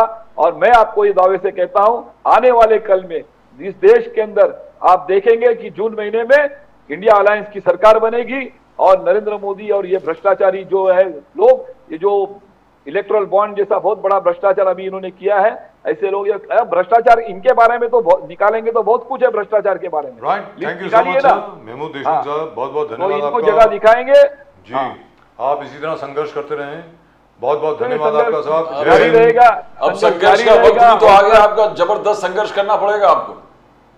सर संघर्ष जारी रहेगा, संघर्ष करने के लिए हम लोग पैदा हुए हैं। सुनिए, हम लोग भारतीय जनता पार्टी आरएसएस के लोग नहीं है, मुखबिरी करेंगे देश के लिए। मैं तो ये कहता हूं, ये दूसरी आजादी की जंग लड़ने की तैयारी है। ये एक आजादी की जंग 1947 में लड़ी गई थी, ये दूसरी आजादी की जंग है 2024 का चुनाव, लोकसभा चुनाव। और मैं आपको बताता हूँ, इंडिया अलायंस का हर एक कार्यकर्ता ये आज रास्ते पे उतरेगा, इस देश को बचाएगा और संविधान को बचाएगा। जय Hind sir, thank you so much, नमस्कार। Mr. Mahmood Deshmukh, but I am very surprised. Why is it taking such a long time to pass an order? I mean, I thought it was just a simple remand application. Anyway, this is getting to be more and more intriguing. Why is it taking such a long time? But usually such a remand order comes in within about 5-10 minutes. Exactly, sir. Are you getting anything? Because no, I nothing. haven't seen anything. But it's a foregone conclusion that he'll be sent to ED custody only for the. That is it. So why is it taking such a long time? That's what I'm intrigued about. In any event, let's ask Mr. Nasir Hussain. Nasir Hussain साहब इस वक्त हमारे साथ हैं, कांग्रेस से। नासिर हुसैन साहब नमस्कार। Hello जी नमस्कार। नमस्कार सर, नमस्कार। नासिर हुसैन साहब, अरविंद केजरीवाल जी जेल में, हेमंत सोरेन साहब जेल में, कांग्रेस के अकाउंट फ्रीज कर दिए गए। आपको क्या लगता है चुनाव लड़ पाएंगे सर? चुनाव का प्रचार कर पाएंगे, लड़ पाएंगे? नासिर साहब बताएं। कौन नहीं कर पाएगा चुनाव? मैं आपसे पूछ रहा हूं सर, आप बताएं। कांग्रेस नहीं कर पाएगी कि आम आदमी पार्टी नहीं? मैं इंडिया अलायंस की बात कर रहा हूं। झारखंड मुक्ति मोर्चा नहीं कर पाएगी? कौन नहीं कर? मैं इंडिया अलायंस की बात कर रहा हूं सर। मैं वही कह रहा हूँ, इंडिया अलायंस के तमाम लोग आज भी मुसलसल मेहनत कर रहे हैं जी। और सभी लोग अपने चुनाव की तैयारियों में हैं। ये और बात है कि हमारे अकाउंट को फ्रीज कर दिया गया, जिस तरह हिंदुस्तान की कॉन्स्टिट्यूशन फ्रीज है, हिंदुस्तान की लोकतंत्र फ्रीज है, कांग्रेस की अकाउंट भी फ्रीज है, कोई फर्क नहीं पड़ता है। आवाम इस देश की है, आवाम ये फैसला करेगी कौन बेहतर है, क्योंकि वो देख रही है मुसलसल इस देश में क्या हो रहा है। कल कोई गिरफ्तार हो रहा है, मैं व्यक्तिगत रूप से सच पूछिए तो केजरीवाल साहब को मैं डिफेंड करना मेरे दिल गवाह नहीं देती। पता नहीं क्यों, चाहे इंडिया अलायंस के वो पार्टनर हों, पर मैं नहीं चाहता उनको मैं कभी डिफेंड करूं। इसलिए मैं एक बड़ी मेहरबानी के साथ आपसे आज इंतजार करूंगा, उन पे मुझसे कोई क्वेश्चन ना करिए। सर आपके हिस्सा है वो, he is part of the India alliance. मैंने व्यक्तिगत रूप से आपसे माफी मांग लिया, मुझे कोई उन पे कमेंट नहीं। जी चलिए, जहां तक के कांग्रेस का सवाल है, क्योंकि सबसे पहले जो ट्वीट किया केजरीवाल जी के खिलाफ, गिरफ्तारी के खिलाफ, वो राहुल गांधी जी और प्रियंका जी ने किया। राहुल गांधी जी ने फोन भी किया, जाने की भी कोशिश की। आजाद कार्यकर्ता हूँ जी, मैं भले पार्टी का एक प्रवक्ता हूँ, पर मेरी अपनी भी एक सोच है। मैं हर पार्टी आपकी सोच क्या कहती है सर इस विषय के बारे में? मैं इसलिए कह रहा हूँ, एक मेरी पाबंदी है, एक मेरी बाउंड्री है, मैं उस बाउंड्री को क्रॉस नहीं कर सकता हूँ। तो केजरीवाल साहब ने इस पार्टी को जितनी नुकसान पहुंचाई, इस केजरीवाल साहब ने जितनी झूठे रूमर फैलाई है, आज उसके सामने उनका नतीजा है।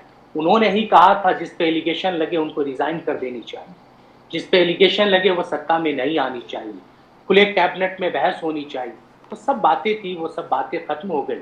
शीला दीक्षित जी की मैं व्यक्तिगत रूप से बहुत इज्जत करता था, क्योंकि मैं डीओ का स्टूडेंट रहा हूँ, उस समय मैंने दिल्ली को बदलते हुए देखा है, तो मुझे अंदाजा है कि उन्होंने शीला दीक्षित को कितनी दुख पहुंचाई। तो मैं व्यक्ति रूप से कैसे उन्हें डिफेंड करूं, अब मेरी पार्टी कैसे उन्हें डिफेंड कर रही है मैं नहीं जानता, पर मेरे लिए बहुत बड़ी मुश्किल की घड़ी है कि मैं उनको डिफेंड कर पाऊं, जो सबको जेल भेजने की बात करते थे, सबको चोर बोलते थे। इवन सोनिया गांधी को नहीं छोड़ा उन्होंने, इवन शीला दीक्षित को नहीं छोड़ा, इवन उन्होंने प्रियंका गांधी को नहीं छोड़ा, उन्होंने वाड्रा को नहीं, किसको छोड़ा उन्होंने? हर को तो वो जेल के सलाखों में देखना चाहते थे। आज मैं एक व्यक्ति के, मगर आज मैं इतना जरूर कहूंगा कि ईडी की जो काम हो रही है वो देश के लिए सही नहीं है। जब देश चुनाव के मूड पे है, चुनाव के आहट आ चुकी है इस देश में, हर कुछ भुगल फूक चुका है, उस दरमियान इस तरह की हरकतें करके कोई बहुत बड़ा ये मैसेज नहीं देना चाह रहे। इन्हें करना था तो बहुत पहले कर सकते थे।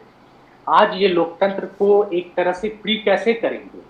एक प्लेयर ही नहीं रहेगा तो आप खेलेंगे किसके साथ? हर प्लेयर को आप आउट कर देंगे तो फिर चुनाव का कोई मतलब नहीं रह सकता। तो मैं कहता हूँ मैदान में हर प्लेयर को बना रहना चाहिए, चुनाव के बाद आपको एक्शन लेना चाहिए या चुनाव से पहले लेना चाहिए। लेकिन यहाँ पर एक चीज तो है सर, एक चीज तो है, ये मैं आपसे जानना चाहता हूँ, एक चीज तो है, बहुत बहुत अहम चीज है।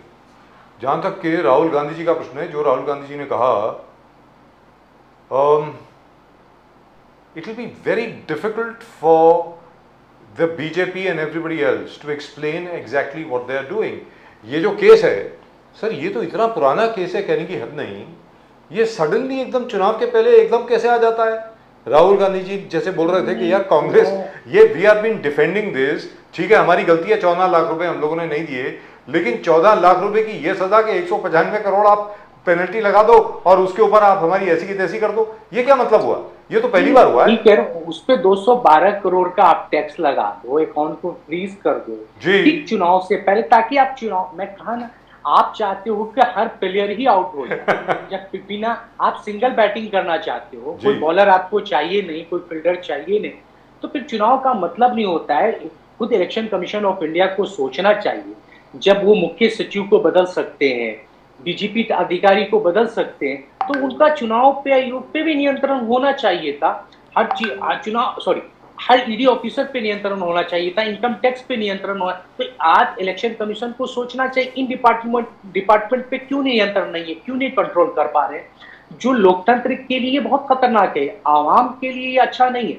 अगर आवाम के सामने सोचने और समझने के लिए आप प्लेयर देंगे ही नहीं, तो वो उनके मतलब नहीं रहता है उनके वोट का, उनके वोट करने का, तो फिर तो ये वन साइडेड हो जाता है, तो फिर ये लोकतंत्र खत्म है। ये वही हाल हो जाएगा चाइना का, वही हाल हो जाएगा जो पाकिस्तान में हो रहा है, वही हाल हो जाएगा जो बांग्लादेश में हम लोग देख रहे हैं। दूसरे दूसरे आजू बाजू के आप देशों में देख ही रहे हैं किस तरह की लोकतंत्र चल जी। पहले से फैसला हो चुका है, ये शख्स जीत रहा है, ये शख्स जीत रहा है, क्योंकि वहां लोकतंत्र है नहीं, सारा डिसीजन हो चुका है, सिर्फ नाम के लिए वोट हो रहा है, जिस तरह रशिया में हो रहा है। तो वही हाल हमारे देश में भी हो जाएगा अगर इस तरह से लोकतंत्र पे आए दिन हमला होने लगेगा।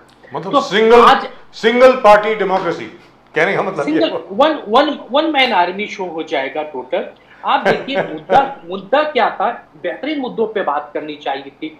आप बात करने आए थे स्मार्ट सिटी की, तो आज स्मार्ट सिटी पे चुनाव लड़ना चाहिए था, आज महिलाओं के मुद्दों पे चुनाव लड़ना चाहिए था, किसानों के मुद्दों पे चुनाव लड़ना चाहिए था, बेरोजगारों के रोजगार के ऊपर चुनाव। बेसिक मुद्दों की बात खत्म हो गई। कोई बात नहीं करता कि आपको रोजगार नहीं मिल रहा है, आपसे कोई बात नहीं करता 47 साल के बाद सबसे ज्यादा रोजगार कम है तो अभी है, डॉलर की कीमत सबसे ज्यादा है तो अभी है, उस पर कोई बात नहीं। बात हो रही है किस पे? तो केजरीवाल साहब पे बात हो रही है। किस पे? तो टीएमसी के चंदो। मैं बार बार कहता हूँ बेसिक मुद्दों से आज चुमुद्दा खत्म हो चुका है। पहले भी नासिर हुसैन साहब बिजली, सड़क, पानी पे लड़ाई। एक्सटर्नल अफेयर्स मिनिस्टर जयशंकर यही मुद्दे की बात कर रहे हैं। बोले कि मोदी जी के गारंटी जो है सिर्फ मोदी जी के गारंटी नहीं है, ये ग्लोबल मैसेज है, विश्व के लिए ग्लोबल मैसेज है कि गरीब कल्याण स्कीम और मोदी जी के गारंटी जो लिया था और कैसे इंप्लीमेंट हुआ, फुलफिल हुआ। जयशंकर जी का कहना है ये पूरे दुनिया में एक मिसाल बनकर इरप्ट हो गया मोदी जी के गारंटी। तो मोदी जी का गारंटी लोगों के लिए है, गरीबों के लिए, जयशंकर जी का कहना है, और उन्होंने इंप्लीमेंट करके दिया है। चाहे वो नल से जल हो, चाहे वो शौचालय हो, चाहे वो स्वच्छ भारत हो, चाहे वो पीएम किसान हो, चाहे वो आवास योजना हो। बोले कि मोदी जी ने करके दिखाया, जयशंकर जी, और खुले मंच पर उन्होंने कहा। तो क्या ये गारंटी आप मानते नहीं है मोदी जी की गारंटी? ठीक है, मोदी जी की गारंटी बहुत बेहतर है। आपने कहा, जयशंकर जी ने भी कहा, इजराइल में सबसे ज्यादा बम ब्लास्ट हो रहा है जहां जान की कोई कीमत नहीं है, वहां से हमारे देश के लोगों को वहां रोजगार दिया जा रहा है। ये मोदी जी की गारंटी है। भले 1.25 लाख सैलरी होगी जाओ मरने के लिए, ये उनकी गारंटी है। किसानों की जान आए दिन जा रही है, ये उनकी गारंटी है। 2022 तक प्रधानमंत्री जी ने कहा था हर सर पे पक्के छत होंगे, पता नहीं कितने घरों पे मिला। आपने आज से चंद दिन पहले ही अखबारों में एक न्यूज आता है कि भाई बहन की शादी करा के घोटाला कर लिया गया, दोस्त की बेटी को बीवी से शादी करा दिया गया, नकली शादी रचा दी गई। ये इस तरह बोले ना, पेपर पे सब कुछ बेहतर दिख रहा है, पर क्या जमीन पे सब बेहतर है? मोदी जी की गारंटी है कि 100 स्मार्ट सिटी हर साल बन जाएंगे, क्या बन गए? ये मोदी जी की गारंटी है। उन्होंने कहा था किसानों की आय दुगनी हो जाएगी, क्या आय दुगनी हो गई? किसान आज अपने आखिरी चरम पे आ गए। आप बोलते हर घर हर जल से न, ठीक है कुछ घरों में आया होगा, क्या पूरे घर में आ गया? चलिए आप एमपी में, चलिए राजस्थान में, चलिए बिहार में, तमाम आपको दिखाते हैं कितने घरों में नल पहुंचा है। हाँ, बिजली प्राइवेट कंपनियों की लूट मची है, बिजली की बिल बढ़ गई, गरीबों के घर में अब बिजली कनेक्शन कटने लग गई। उज्ज्वला सिलेंडर जो कहते थे बहुत बड़ा योजना है, आज फिर से वो घर के अंदर वापस चली गए। क्यों महंगाई पे बात नहीं हो रही है? यही मोदी जी की गारंटी। कहते थे डॉलर सबसे 30 रुपए में मैं ला दूंगा, कितने के डॉलर हो गए? पेट्रोल 70 की डॉलर, आज के 70 की पेट्रोल कहाँ पहुंच गए? ये मोदी जी की गारंटी। सब मोदी जी की बातें हैं, बातों का क्या?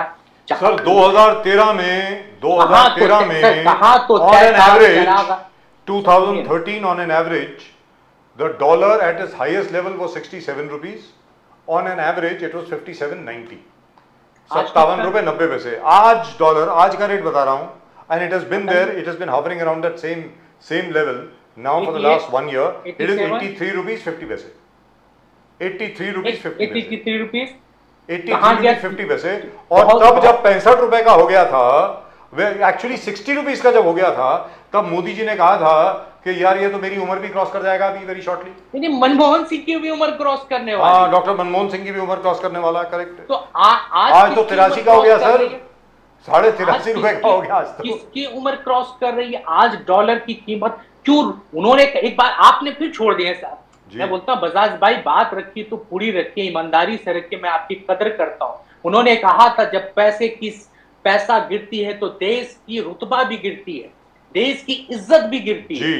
तो आज क्या, और मतलब भ्रष्टाचारी सरकार है, ये भी कहा था। मैंने कहा था ना, देश की सर झुक रही है। आज डॉलर उठ गए, रुपया गिर गए, तो कौन सी भारत की इज्जत बढ़ गई? आप बताइए। इसके ऊपर पूछे, पेट्रोल डीजल की भाव आज बढ़ती चली गई। यहाँ इवन खाने पीने की चीज कितनी महंगी हो गई, उस पर कोई चर्चा नहीं होगी। मैं कह रहा हूँ बेसिक मुद्दों पे बात करो, जिसकी जनगणना करो, जिसकी जितनी हक है उसे दो, उस पे बात करो ना। चुनाव में आप आए हो, जीतोगे हारोगे ये इलेक्शन में आवाम फैसला करेगी, पर बेसिक मुद्दों पे आपने कहा था मैं किसी धर्म के नाम पे वोट नहीं मांगूंगा। अभी आप साउथ में जाते हैं तो फिर हिंदू मुस्लिम करने लग गए। यही आपकी राजनीति है, यही मोदी जी की गारंटी है, यही 140 करोड़ लोगों की बात। क्या माइनॉरिटी इस देश के हिस्सा नहीं है? जब वो बोलते हैं कि मैं एक धर्म की बात कर रहा हूं, एक धर्म को छोड़ रहा हूं, क्या वो 140 करोड़ में वो माइनॉरिटी नहीं आता है? ये हमारे देश के प्रधानमंत्री हैं, ये देश के हमारे सत्ताधारी दल के लोग हैं जो सिर्फ एक धर्म के लिए आप राजनीति करते हैं, दूसरे धर्म को आप हटा देते हैं। ये कौन सी राजनीति है? बार बार पूछता हूं। अगर मैं कहता हूं, आज भी कहता हूं, महिलाओं के अन्याय पे बात करो, बेरोजगारों के रोजगार पे बात करो, इज्जत से जीने का हक दे दो, उस पे बात मैं इस लाइन जोड़ता हूं। लेकिन ये तो आपके ऊपर है ना सर। चरागा कहाँ तो तय था चरागा हर घर के लिए, आज चराग मयसर नहीं इस शहर के लिए। क्यों? आपने वादा किया था हर घर में जल के नल, अभी आपने बताया कितने घरों में नल आया, उसका डेटा है। सिर्फ आपको बोला जिस दिन ये सरकार बदली, आप देखिएगा इस सारा स्कैम खुलता चला जाएगा। आज ईडी और सीबीआई के डर से आप लोगों को डरा रहे हो। यही ईडी सीबीआई की जब गाड़ी आपकी तरफ घूमने लगेगी, तब आपको एहसास होगा कि ये कौन सी आग आपने इस बस्ती में, बोलते हैं राहत इंदौरपुरी की बेहतरीन लाइन है, लगेगी आग तो आएंगे घर कई सदमे, यहाँ पे सिर्फ हमारा मकान थोड़ी है। तब ये आग लगेगी तो धुआं आप तक भी जाएगी। तो आप वेट करिए, ये डेमोक्रेसी है। आंकड़ा दिए हैं नासिर हुसैन साहब, आंकड़ा दिए हैं, बोल रहे हैं कि देखो जन धन में 52 करोड़ हमने अकाउंट खोले हैं और ज्यादातर रूरल महिलाओं के अकाउंट खोले हैं। जहां तक पानी घर घर नल से जल है, 75 या 76% रूरल एरियाज में हर घर में नल से जल जा रहा है, प्योर पानी। मोदी जी का कहना है, मोदी जी का खुद का आंकड़ा है, मोदी जी का कहना है। रूरल हाउस होल्ड में करीबन 15 करोड़ के आसपास घरों में उन्होंने नल से जल प्रोवाइड किया है। हर घर शौचालय तो करीबन 13 करोड़ के आसपास मोदी जी के आंकड़ा है। 13 करोड़ में हमने हर घर नल से जल किए। उतने 10 से 12 करोड़ आयुष्मान, उससे 10 से 12 जो उज्ज्वला स्कीम है। तो ये आंकड़ा तो नासिर हुसैन साहब दे रहे, आंकड़ा दे रहे हैं, तो कैसे डिस्प्यूट करें, कैसे माने कि नहीं मोदी जी झूठ बोल रहे हैं? मैं कहां कह रहा हूं कि मोदी जी झूठ बोल रहे हैं, मोदी जी की बात में ही झूठ निकल आती है। हम नहीं कहते, उन पर रिसर्च करिए तो आपको लग जाएगी कितनी बातें वो झूठ बोलते हैं। आपने कहा 12 करोड़ घर में टॉयलेट बन गया, चलिए बहुत बेहतर है। इस देश की पॉपुलेशन आपके हिसाब से कितना है रैम? 140 करोड़, यानी कि 128 करोड़ घरों में शौचालय है। आपका कहना है, आपके ही डेटा के हिसाब से, यानी कि आज किसी घर में टॉयलेट की कमी नहीं है। मैं कहना चाहता हूं प्रदीप जी, आप बताइए 128 करोड़ में, यानी कांग्रेस की सत्ता रहते हुए टॉयलेट आ चुका था। आप कहते हो इलेक्ट्रिसिटी हमने 1 लाख गांव में भेजा। जिस देश की गांव कितनी है, 5.5 लाख इस देश में गांव है, यानी 4.5 लाख गांव में बिजली आ चुकी थी। तो आप समझिए डेवलपमेंट एक दिन में नहीं होता है। मैं बार कहता हूँ रिफॉर्म जब भी आएगा वक्त लगता है। 47 से यहां तक आने में वक्त लगा। जिस देश में सुई नहीं बनता था, जिस देश में कुछ नहीं था, उस देश में सब कुछ बनने लगा। तो आप 47 से 2024 को जब मिलाएंगे तो आप मुकम्मल हिंदुस्तान की बात नहीं कर सकते। आप देखिए 47 में हम कहाँ खड़े थे, आज कहाँ खड़ा है। अंग्रेजों ने हमें किस देश को सौंपा था, महात्मा गांधी के किस देश को सौंपा था। आज जब मनमोहन सिंह इस देश की जनता ने उन्हें हटाया, तो मनमोहन सिंह ने आपको कौन सी सत्ता सौंपी? उस समय की जीडीपी देखिए, उस समय के देश के हालात को देखिए, 47 के हालात, तब आप कंपेयर करिए, तब आपको एहसास होगा कि हमने क्या। मैं कहता हूं 1000 कंपनियां बनाई। आप बताइए पब्लिक सेक्टर कितनी कंपनियां बनी, कितने लोगों को रोजगार मिला? आप उस पर बात करें। आपने टॉयलेट बनाया, मैं इज्जत है, चलिए मैं मान भी लेता हूं, मगर आप बताइए कितने लोगों को रोजगार दिया? आप बताइए कितने लोगों को, महिलाओं को साथ आपने इंसाफ किया, कितने किसानों को आपने आगे बढ़ाने का काम किया, कितने स्मार्ट सिटी बनाए, आप बताइए। पर आपके पास जवाब नहीं होगा तो राम मंदिर आ जाएगी, जब बात नहीं होगा तो मुस्लिम आ जाएगी, उससे भी बात नहीं बनेगी तो आप पाकिस्तान चले जाएंगे, एक छोटा सा आंकड़ा आपके सामने रखता हूं, तो कश्मीर पहुंच जाएंगे। बात करो तो मैं कश्मीर पे क्यों नहीं बात करना चाहता? नासिर हुसैन साहब जमीन पे बैठा है, क्यों नहीं बात करते? नासिर हुसैन साहब को निकलता जा रहा है, उस पर बात क्यों नहीं करते? आप बात इधर उधर की करके सिर्फ आप हिंदुस्तान को बहकाने का काम करें। नासिर हुसैन साहब बात करें। नासिर हुसैन साहब, पंडित नेहरू के बारे में लोग बहुत अनाप शनाप बोलते हैं, बहुत। मुझे बड़ा दर्द होता है जब ये बात मैं सुनता हूं। सर, आपने जैसे कहा ना, एक सुई भी नहीं बनती थी, एक पिन नहीं बनता था, एक सेफ्टी पिन नहीं बनता था हिंदुस्तान में। पंडित नेहरू ने 3 5 ईयर प्लान्स बनाई, उसमें India's industrial sector grew at 7.1% at that time. और ये सच्चे आंकड़े हैं, आजकल के आंकड़े नहीं है, बोल रहा हूं। दूसरी चीज which is the most important, I think this is the most important statistic of that era. India went from a situation where 90% of its industrial goods were imported in the 1950s to 45% in 1960, and guess what? To just 9% in 1974. हर चीज यहां बननी शुरू हो गई। 96% हमारी industrial goods Hindustan में बननी शुरू हो गई। That was Nehru's vision, self-sufficiency, आत्मनिर्भरता। फील ऑफ प्राउड, इसे कहते हैं फील ऑफ प्राउड। इससे हमें प्राउड मिलता है, इससे हमें लगता है हम इस देश में क्या चीज पैदा कर रहे हैं, कितनी हिम्मत और जज्बा था उन नौजवानों में। आप बताइए, पंडित नेहरू की सोच का मुकाबला कोई कर नहीं सकता है। जब वो इसरो की स्थापना कर रहे थे तो लोगों ने हंसी और मजाक बनाया था, कहते थे इसरो क्या होगा जिस देश में अनाज नहीं है, लोगों के पास शिक्षा का 99% शिक्षा नहीं है लोगों के पास, ये इसरो क्या करोगे? जब कोरोना आज वो इसरो कहां से कहां पहुंच गया, चंद्रयान 3 पहुंचा दिया। वो सोच 100 साल आगे की थी, इन्होंने चंद सालों की आगे की नहीं थी। उसको बोलते थे पंडित नेहरू। उन्होंने आईएम बनाया, उन्होंने एम्स बनाया, उन्होंने ऐसी इलेक्ट्रिकल बनाया, डैम बनाया, वेल बनाया कि लोगों को दिखाया कि ये हिंदुस्तान की हिंदुस्तान मुकम्मल करेगी, ये हिंदुस्तान के नौजवान इस देश को बदलने का। तो आप बताइए 47 से 24 तक आते आते हिंदुस्तान कहां से कहां पहुंच जाता है। जो आज दुनिया की टॉप, आप कहीं चले जाए वहां इंजीनियर हमारे लोग मिलेंगे, डॉक्टर्स हमारे लोग मिलेंगे, साइंटिस्ट हमारे लोग मिलेंगे। ये किसकी देन? ये कांग्रेस पार्टी की देन है, पंडित नेहरू की सोच है, ये मौलाना आजाद की सोच है, ये महात्मा गांधी की सोच। ऐसे लोगों की वजह से देश बनता है। आप सिर्फ बड़े बड़े वादे करके एक कौम को, एक देश को, महिलाओं बांट देते हैं, पर आप देश जोड़ने का काम नहीं कर रहे।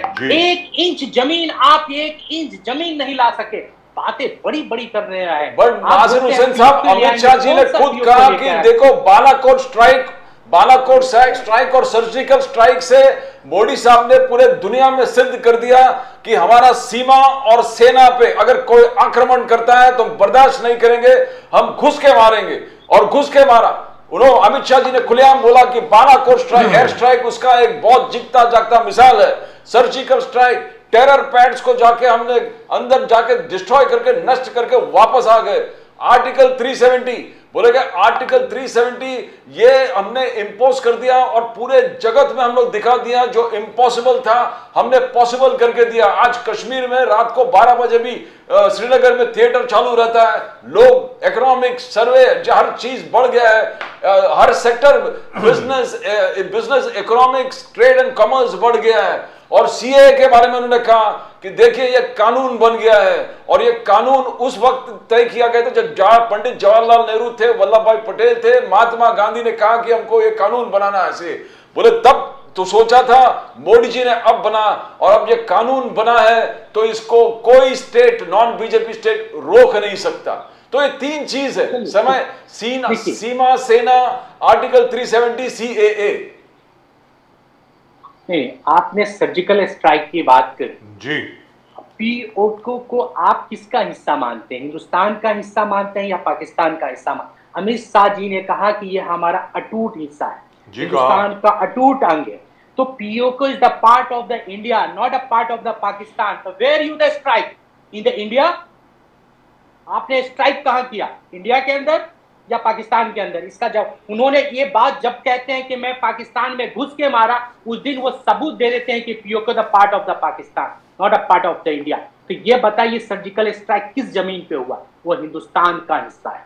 आपने कहा 370, मैं कहता हूं 370 से कश्मीर क्या था, किस लिए 370 आया? मैं बहुत ज्यादा डीप में नहीं जाता हूं।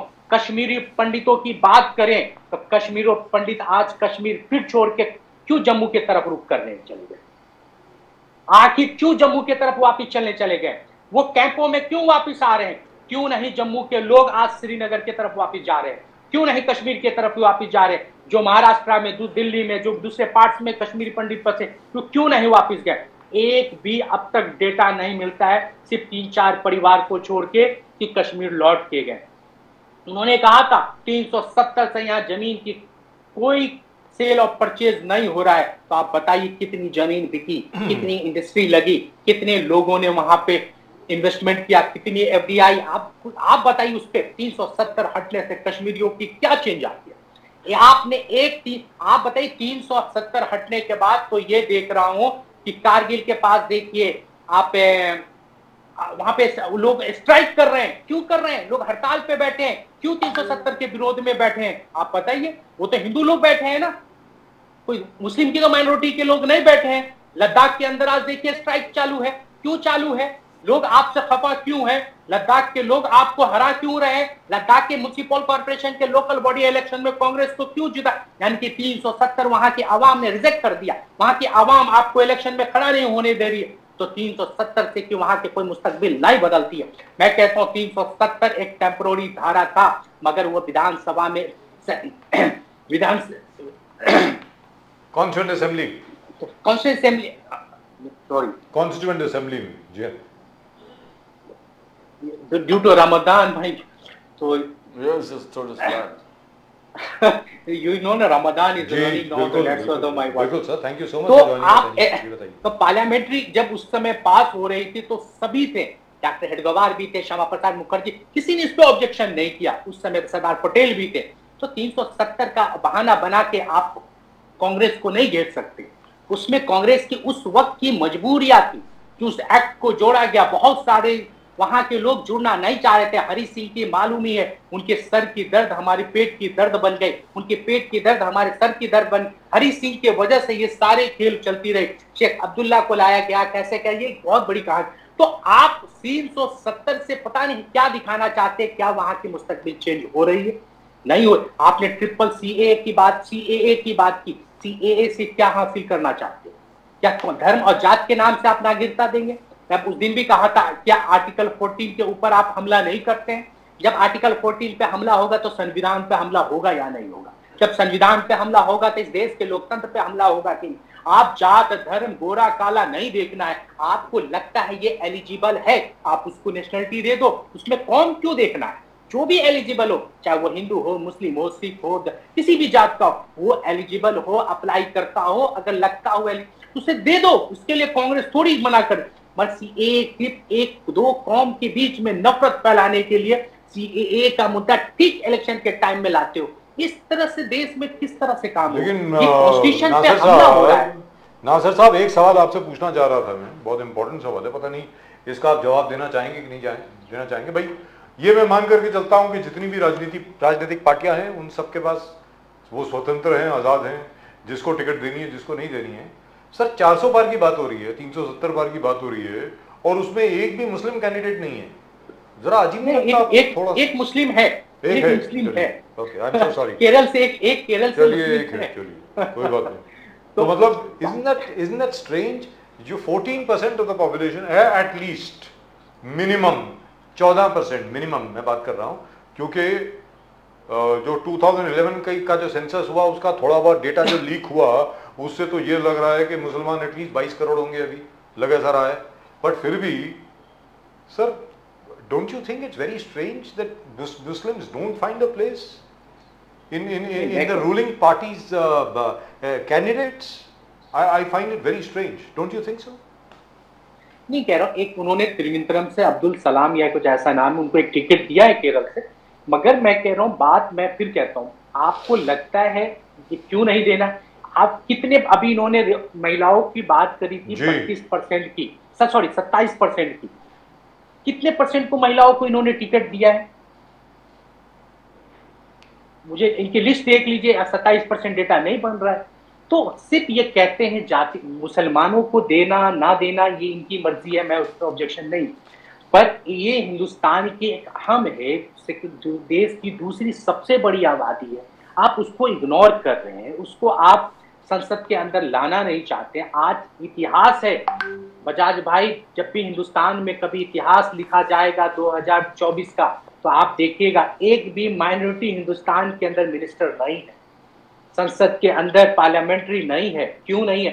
सत्ताधारी के तरफ से कोई मुस्लिम मेंबर ऑफ पार्लियामेंट नहीं है। क्यों नहीं है?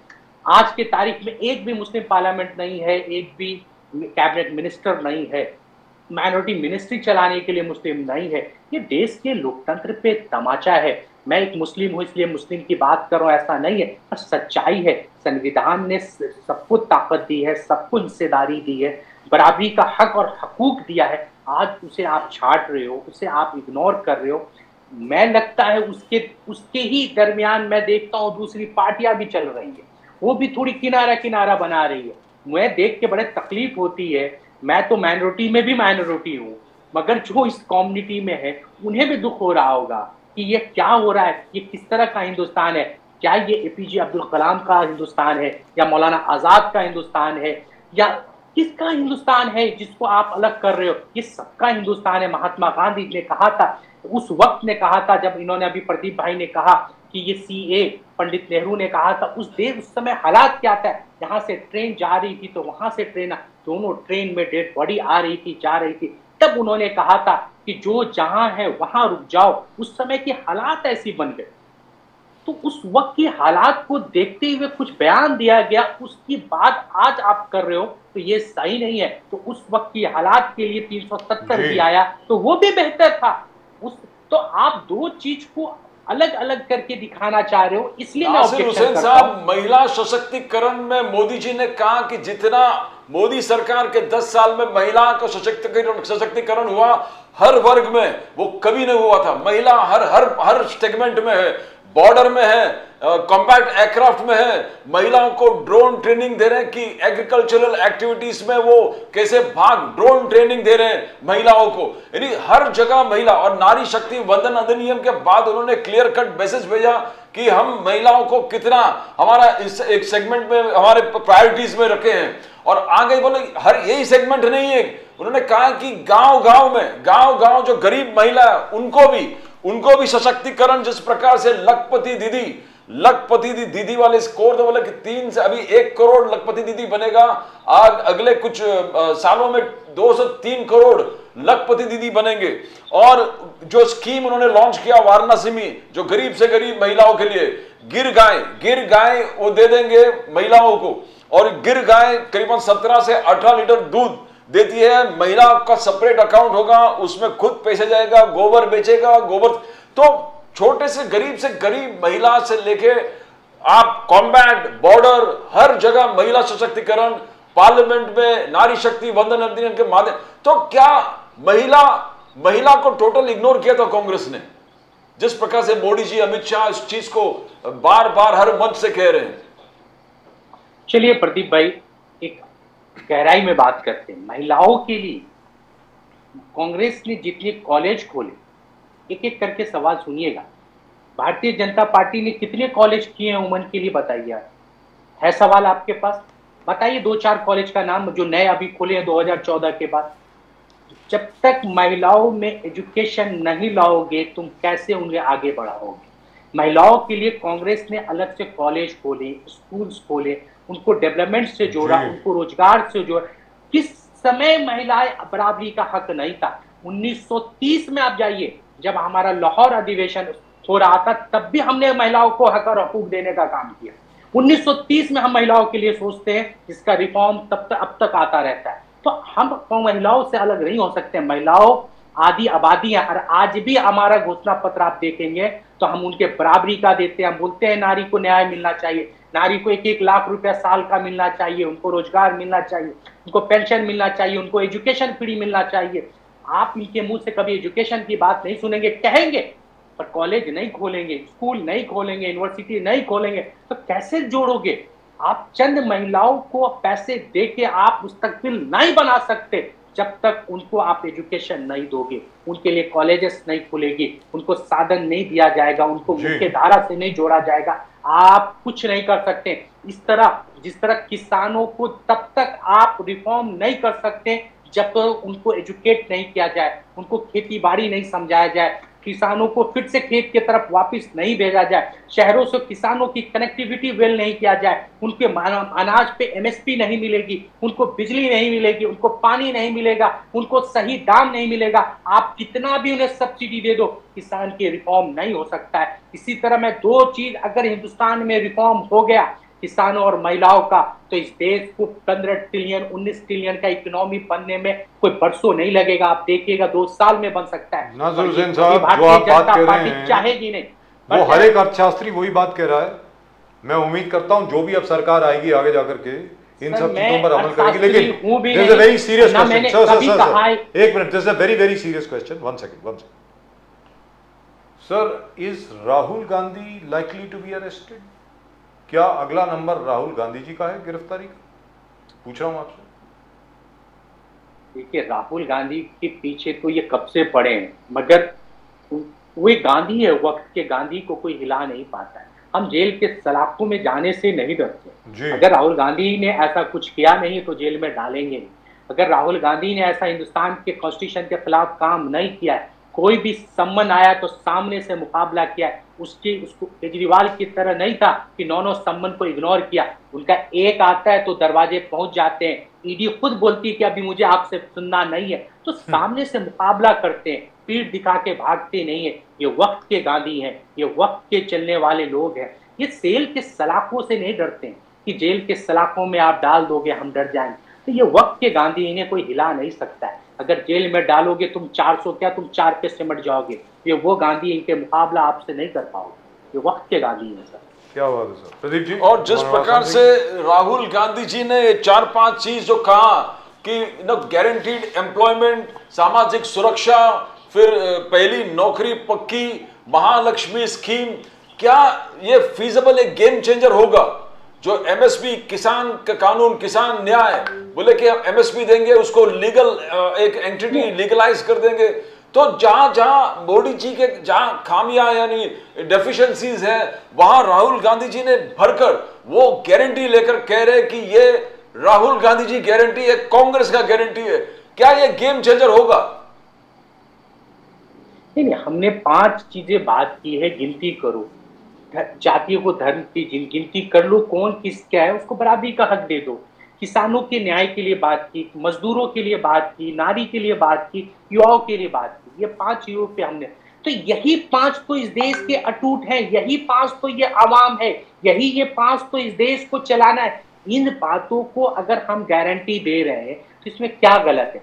आप हमें सत्ता दीजिए, हम अगर गारंटी नहीं पूरा कर पाए, अगले 5 साल में आप हमें उखाड़ के फेंक दीजिए, हमारे हर कैंडिडेट की आप जमानत जब्त कर दीजिए, पर हमें सत्ते में आने दीजिए। हम अपने वादे को पूरा करेंगे। और इन जितने वादे हम पूरा कर रहे हैं, आप सबसे बड़ा मुद्दा देखिए ना, अग्निवीर का मुद्दा है। बेचारे नौजवानों को 5 साल के कॉन्ट्रैक्ट पे रखा जा रहा है, 4 साल के कॉन्ट्रैक्ट पे। क्या ये सही?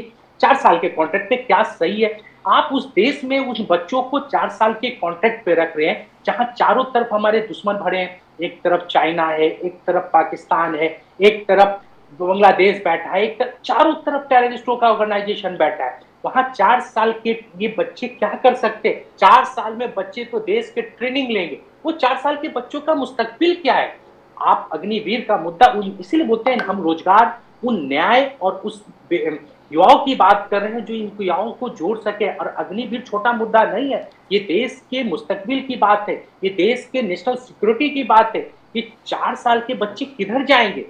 तो आप अग्निवीर का मुद्दा भी है, बहुत बड़ा मुद्दा है। जहां 4 साल चारों तरफ दुश्मन है, वहां आपने कॉन्ट्रैक्ट बना दिया है, यानी कि आर्मी भी कॉन्ट्रैक्ट पे रहेगी। देश, आपने रेलवे कॉन्ट्रैक्ट पे दिया, समझ में आया, एयरपोर्ट कॉन्ट्रैक्ट पे दिया, समझ में आया, पानी दिया, नल दिया, जल दिया, सब कॉन्ट्रैक्ट, आर्मी भी कॉन्ट्रैक्ट पे दे दिया। पुलिस भी देश नहीं, ऐसा कौन सा? अब तो खबर आ रही है पुलिस भी जा रही है कॉन्ट्रैक्ट पे। आप बताइए ना, ऐसा बजाज भाई दुनिया की कौन सी मुबालिक कंट्री है जो अपने आर्मी को कॉन्ट्रैक्ट पे रखती? वो कौन से लोग हैं जो ये योजना बनाते हैं, जो खुद तो 60-60 साल 70-70 साल एडमिनिस्ट्रेटर में बैठ के मलाई खा रहे हैं, जो देश के लिए अपने सीने में गोली खाने को तैयार, उन बच्चों को 4 साल? क्या बीजेपी के नेताओं को या देश आपको जीतने के लिए शर्म नहीं आता है? भारत जोड़ो न्याय यात्रा जो ईस्ट से वेस्ट आए, ये बहुत महत्वपूर्ण एरियाज है, चाहे वो महाराष्ट्र हो, चाहे उत्तर प्रदेश हो, मध्य प्रदेश हो, गुजरात हो, ये अहम हिस्सा, बिकॉज यहां पर आप हारे हैं और बीजेपी को अगर 400 पार करना है तो ये सब स्टेट जीतना पड़ेगा, ये सब जीतना पड़ेगा। पहले बार राहुल गांधी जी ने पूरे न्याय यात्रा की तरफ से एक पूरे एरियाज कवर किए। अगर आप यहां पर चेंज करोगे, आप अपने वोटिंग जो जीतने का मार्जिन हो उसको बढ़ाओगे, रेशो विक्ट्री, तो पूरा गेम बदल सकता है। बिकॉज यही वो एरिया है जहां बीजेपी ने आपसे स्कोर किया है 95% विक्ट्री, 250 सीट 1-1 टक्कर में 95% बीजेपी ने जीता है। क्या राहुल गांधी जी वो पूरा चेंज करेंगे? देखिए, 77 के बाद भी लोगों को लगता था कि कांग्रेस नॉर्थ इंडिया से खत्म हो गई, वो वापस नहीं करेगी, तो साउथ इंडिया से गेम होता है और कांग्रेस वापस आ जाती है। कांग्रेस बहुत ताकत के साथ वापस आती है। तो कुछ नॉर्थ इंडिया में हम कमजोर हो गए तो साउथ इंडिया के लोग भी देख रहे हैं। तो नॉर्थ इंडिया में आज वो हालात नहीं है जो 14 और 19 में। आज बिहार के लोगों को में आवाम को देखिए, एमपी के आवाम को देखिए, राजस्थान में देखिए, यूपी के अंदर देखिएगा तो चेंजिंग होगा। आपको क्या लगता है मणिपुर में जो हादसा हुआ, क्या वहां के लोगों ने नहीं देखा? मणिपुर के महिलाओं के इज्जत और आबरू पे जब हमला हुआ तो हिंदुस्तान की आधी आबादी ने नहीं देखा। आधी आबादी की बात के मतलब है कि महिलाएं हमारी देख नहीं रही थी। क्या वो आधी आबादी साइलेंस वोटर है?